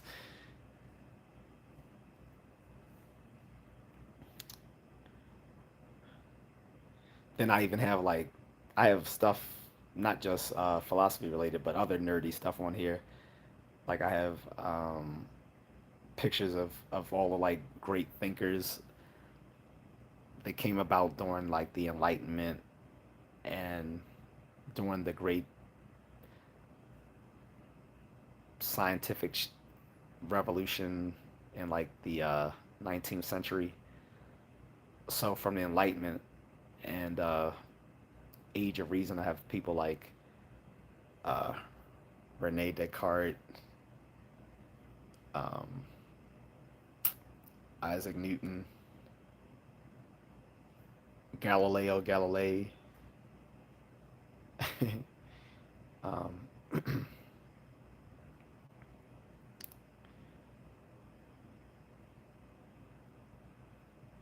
and like from the scientific revolution, people like Charles Darwin, Sigmund Freud.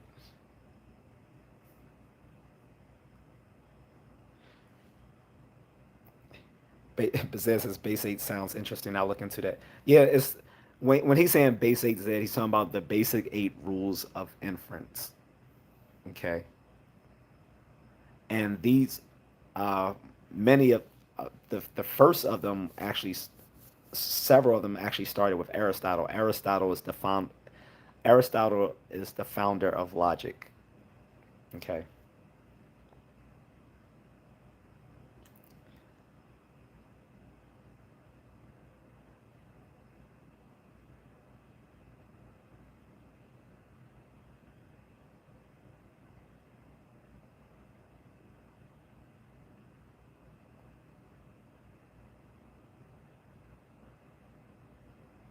And then even after Aristotle, there was some work done in logic by the scholastic philosophers. The scholastic philosophers were during the Middle Ages. These were mostly Catholic priests who studied philosophy and mathematics, and they did work in scholastic logic. Um, because it was often thought that there wasn't any symbolic logic done prior to the late 19th century under the founder of modern of the founder of mathematical logic is Gottlob Frege. It's called the father of modern logic. It's called modern logic because he turned um, modern he made logic into symbolic mathematical logic, basically using the terminology and notations of mathematics to do logic. And then he started the whole program of logicism, of actually trying to take mathematics and reduce it all to logic through the use of symbolic logic. Uh, but the original creator of logic as we know it is Aristotle, although there has arguably was some logic work done in ancient India as well. Although I sometimes think they say that just to be diverse. That's my cynicism, is that they just try to include India just for the diversity's sake. But yes, but logic itself was pretty much founded by Aristotle. And then, like I said, during the medieval period, there were some Catholic priests that worked in scholastic philosophy that actually started the some of the foundations that would go on to become symbolic logic.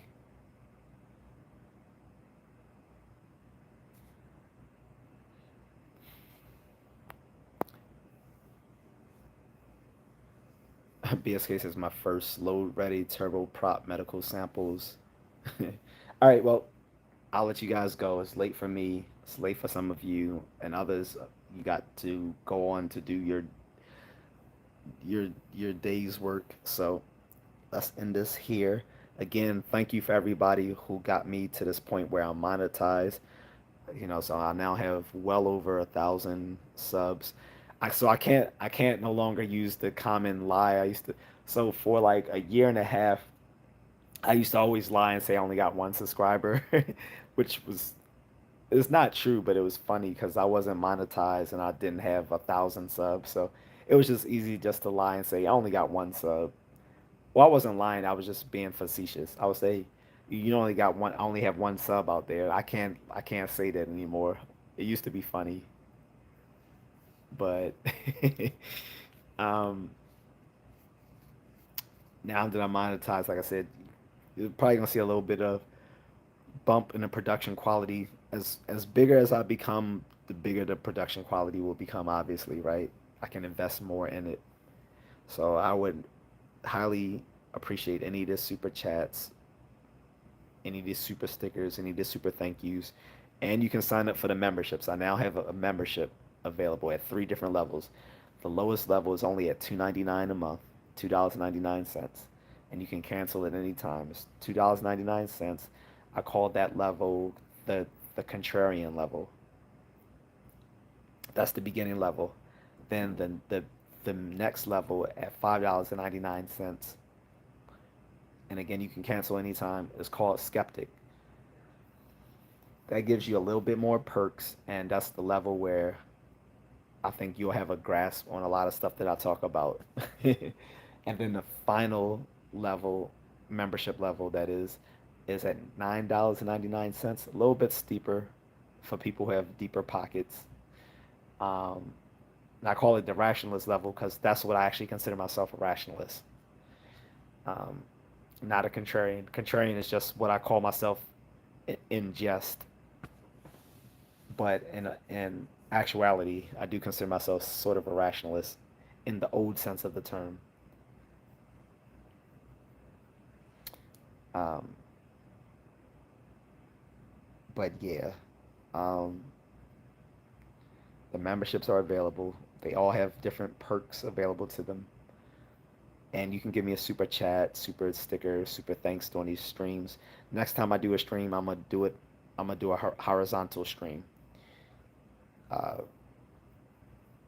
and once this is uploaded, you can't give any of those super gifts, any of the supers, the super chats, super thank yous, or super donations. But you can drop a Cash App or a Venmo or buy me a coffee. And I will be making some merch up sometime.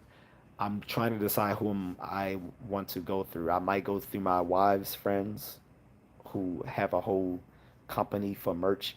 The problem is they're in the Philippines and it might be hard to ship stuff from there that would be cost effective. So I'll see about that. And I'll update everyone. But until then, I bid everyone to do again. Thank you to everyone that got me monetized. I became a YouTube partner today, or yesterday rather, since it's past midnight. So Monday morning, I found out I became a YouTube partner. So thank you everybody. And yeah, the next step will be another monetization level once I reach that, which basically just means I have enough watchable hours. Once I reach that level, you'll probably start seeing ads play during my videos. I know it's annoying, but it helps keep everyone paid here from the top to the bottom. That's what she said. But anyway, no, let me go. Um, if you guys have any other thoughts, you can leave it in the comment section. Appreciate it. And thank you. Thanks, Ed. And thank you.